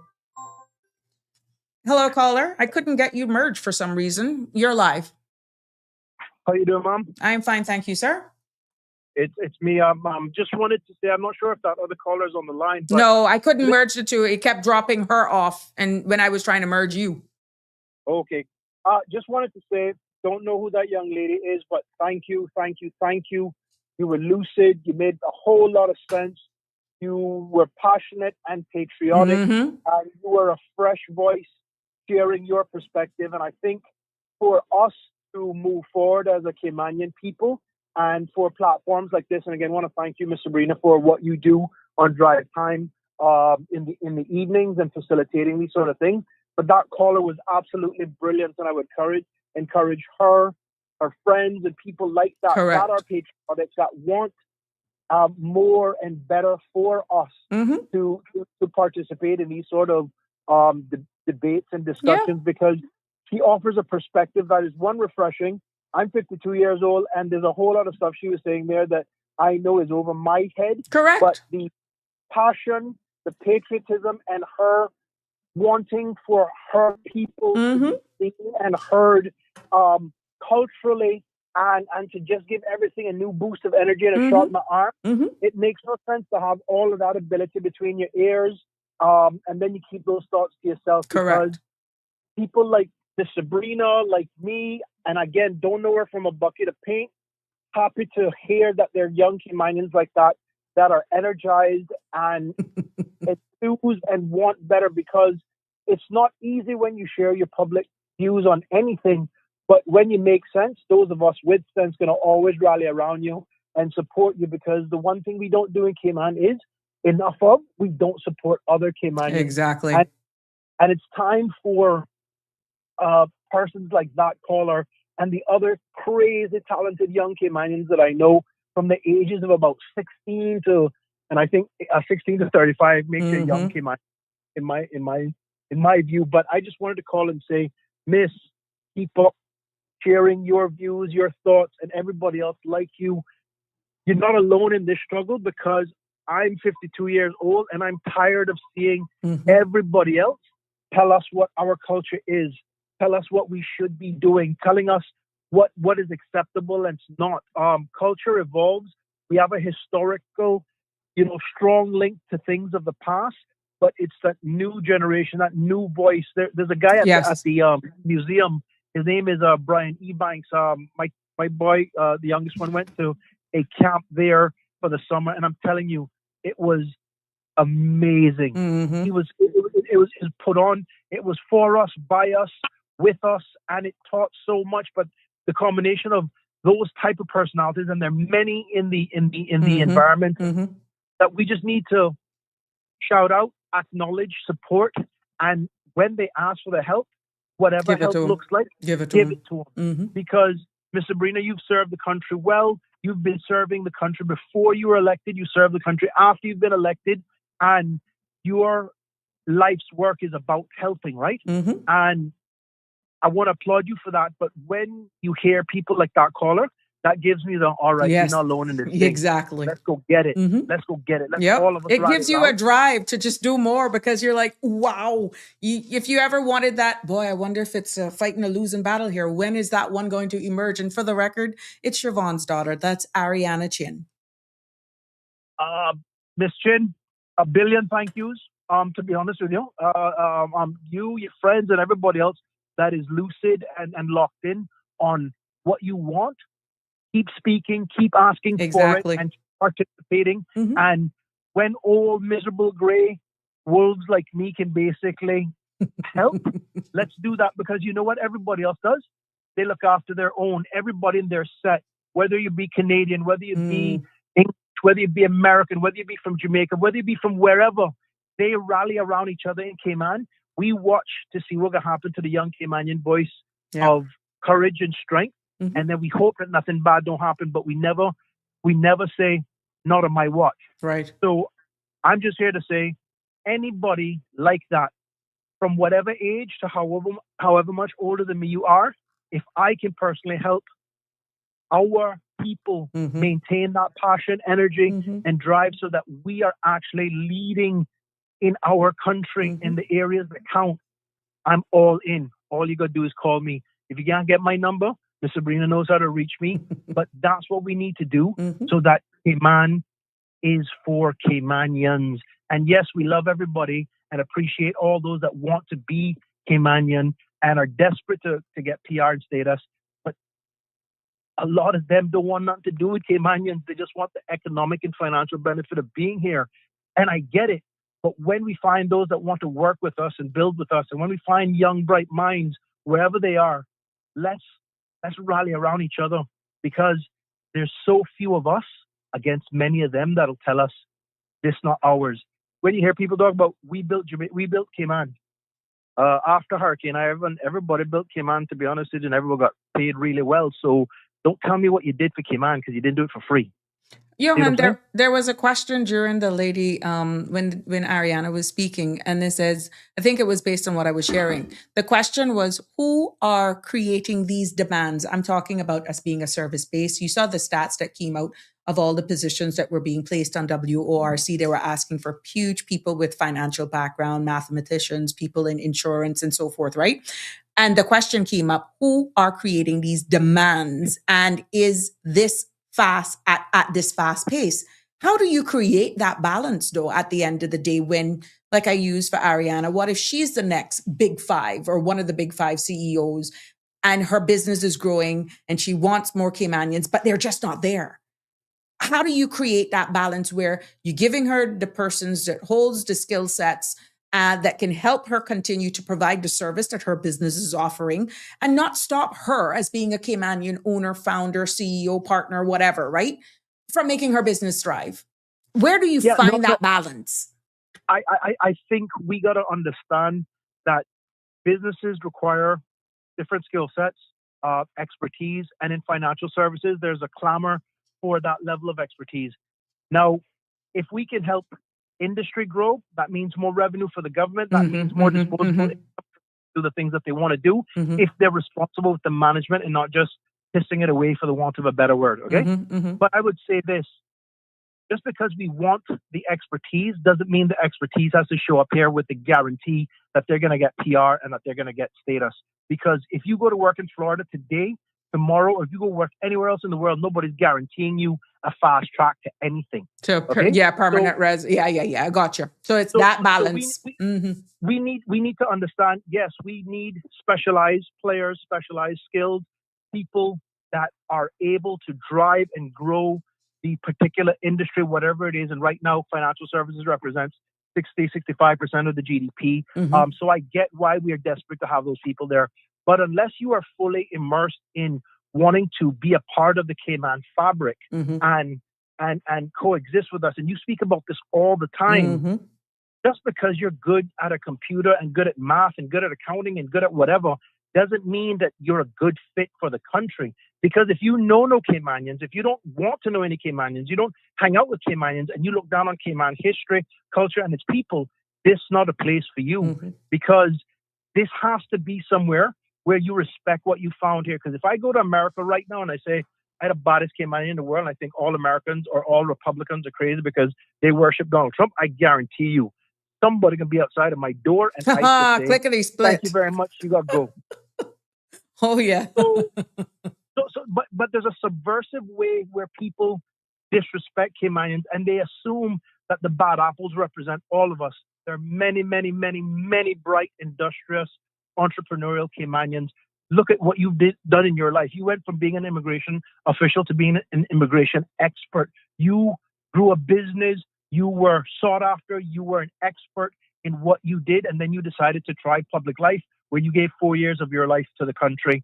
But did we ever understand the cost of what it took for you to go and try to I don't think they will ever understand that. Yeah, correct. No, I get it. I get it, because if you own a business, you understand what it's about. Correct. But I think when we talk about, the job growth and the jobs that we need for industry, that's great. But I'm telling you this, nobody should be guaranteed a fast track to PR or status, because nobody's guaranteed a job. Because the same way that an economy can rise, an economy can fall. And whether you're in construction, whether you're in financial services, whether you're in the medical profession, just because you're a doctor doesn't mean that you should be guaranteed any of these things. Because once you give status and once you give PR and status, just know there's a tribe that's coming with that.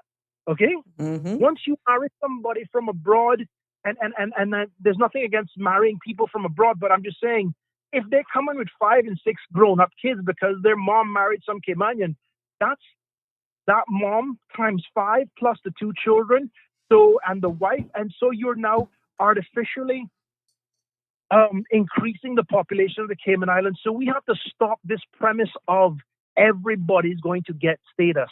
Everybody's going to get PR and everybody's going to get status via marriage or because you work in a sector where you've got job security. How can I give you immigration security when you don't have job security? Because markets rise and fall, and when markets go bad, there are layoffs and cut-offs. So by that time, we've already put somebody on a track to get PR and status, and that's not right. We don't do those things for Caymanians, so why are we going to do it for people on the outside?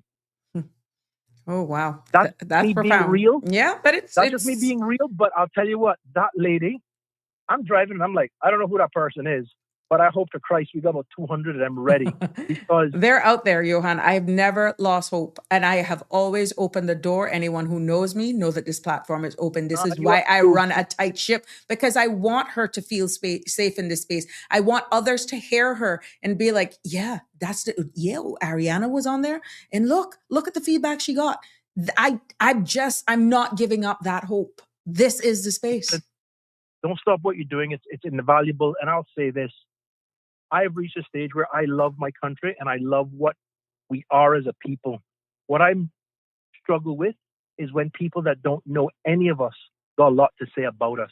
Mm-hmm. So any bright, young, industrious, ambitious Caymanian that's prepared to call in, to speak up, to make sense, standing with you. Mm-hmm. I'm not standing behind you. I'm standing with you, because the quickest way for them to take you out of the game is by directing their anger and their angst at you, and then you feel like you're isolated. But if we all lock arms and we stand up and we go, not today, Bobo, you can't mess with Ariana, you can't mess with Sabrina, they can't do me nothing. I tell you that now. Because if you all think that I'm bad now, just imagine when somebody starts messing with me. But when I talk about somebody, the people that really mess with you are your own, because outsiders have a subtle way of jugging you, right? It's death by 1,000 cuts. Your own people try to make an example of you in the bloodiest and most public of way. And that's where the self-hate of bright, industrious, that new generation of Caymanians need to stop. Because, Sabrina, you've done a fantastic job of being the voice. Sandra does the same thing. A lot of people stand up. I'm not everybody's cup of tea, but I tell no lies, and I know exactly what I'm talking about, and I know I back up everything that I say with action. But we now need to help the next generation understand this place is yours as much as it is mine, and you will not be allowed to feel isolated and ambushed because people are bad mind and they want to control the narrative of what Cayman is or what Cayman should be for you and yours, because it's the only place that we got. They can take away your passport from everywhere else. They can't take away your Cayman passport when you're Caymanian. Here we go. Thank you so much for your contribution. Always good hearing from you. All right, boss. Leave me there. Take care. I see where Live Happy is asking, why is there a link between status and working in Cayman? Why? It's only because that is often comes up where when persons come here on a work permit, many of whom will tell you they have never saw themselves being here for 10, 15 years, and then bang, I just came here and I was working, I fell in love with the place, my work permits continued to be renewed, and then bang, I applied for PR, and then, that PR got me naturalization. Then that naturalization gave me the road to Caymanian status. Then guess what? I met the love of my life, or I brought my family here when I was on work permits, and we just all went through the system. A lot of them will tell you we never came here with the intention of looking for status, but be it by government contract, statutory authority by contract, or just being invited here, our immigration legislation made it possible for them to eventually acquire some sort of permanent residency that then led to the door of Caymanian status, with exception of the 2003 status grant, the mass grant. Take that away from it.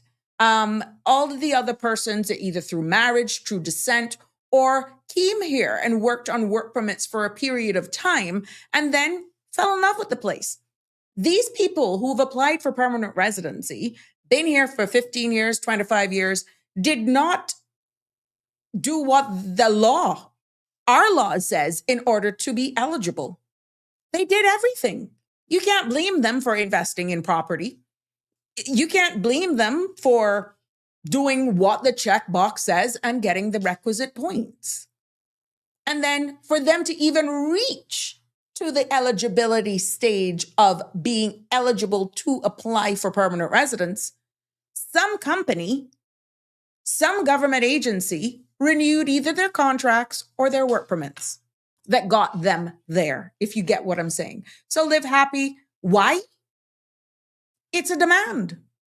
I'm saying in order for you, and Dawn can agree because I'm calling Dawn's name because she used to work in immigration. And there are other persons who I'm sure are listening who sat on these work permit boards and they're seeing things. And really and truly, you're talking about, let's stop giving away so much status, so much permanent residence and this sort of stuff. They're not going to get to the eligibility requirement without some vehicle that gets them there. That vehicle is work permits.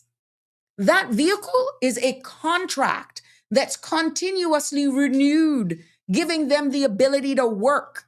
And in that ability to work, remain and reside, the other element of that is that you're building your eligibility to eventually secure your permanent tenure, aka permanent residence. Save by, if you found somebody here and you got married, then it's a different road.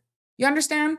But for those who didn't get what they got based on marriage, the vehicle that got them to that eligibility requirement to be able to qualify for permanent residence, there was only one mechanism. No, two. Work permits or contracts being renewed. Now, those on the marriage, that's different. Those on the grounds of descent, that's also different. So, the thing is, the work permits. That is a broader discussion. As we go, and I've gone over, Andrew is saying, true, Johan, Caymanian people need to unite and forge forward for our younger generation. Cameron with the last question, the economy? You want the real ones to go look stats. Well, yeah, but we're going to look into the remittance thing tomorrow. And like I said, there is a parental responsibility going back to what we were talking about, education and absenteeism, how it impacts. There is a big role. Social media does play a role. There's also parenting and parental input that is going to make this. This is not just a government. This is not just a teacher's problem. There is a parental household problem as well. There, it's 7:23 here, and we're going to wrap it up and say good night for tonight. And I will be back tomorrow evening with another hopeful, informative, exciting episode. Ariana, to all of my callers, to all of my commenters, and for those who just stuck around. And you're like, wow. Thank you so much. Thank you for being with us. Thank you for always showing up. Thank you to all of my content creators in Bloom and otherwise. It has been my pleasure bringing you another episode of Sabrina Speaks. Good night. God bless. Love you lots. See you tomorrow. That's a wrap for today's edition of Sabrina Speaks. Thank you for tuning in and for being part of the conversation. Remember, the dialogue doesn't stop here. Stay engaged, stay informed, and most importantly, stay empowered. We'll be back tomorrow at 5 p.m., same time, same place, right here on CMR TV and radio, where your voice matters and your truth is heard. Until then, Cayman, take care of yourself and each other. That's it for today's edition of Sabrina Speaks, where your voice matters, your story counts, and your truth is always welcome. Join us weekdays from 5 until 6:30 p.m. right here on CMR TV as we dive into the topics that matter most to you.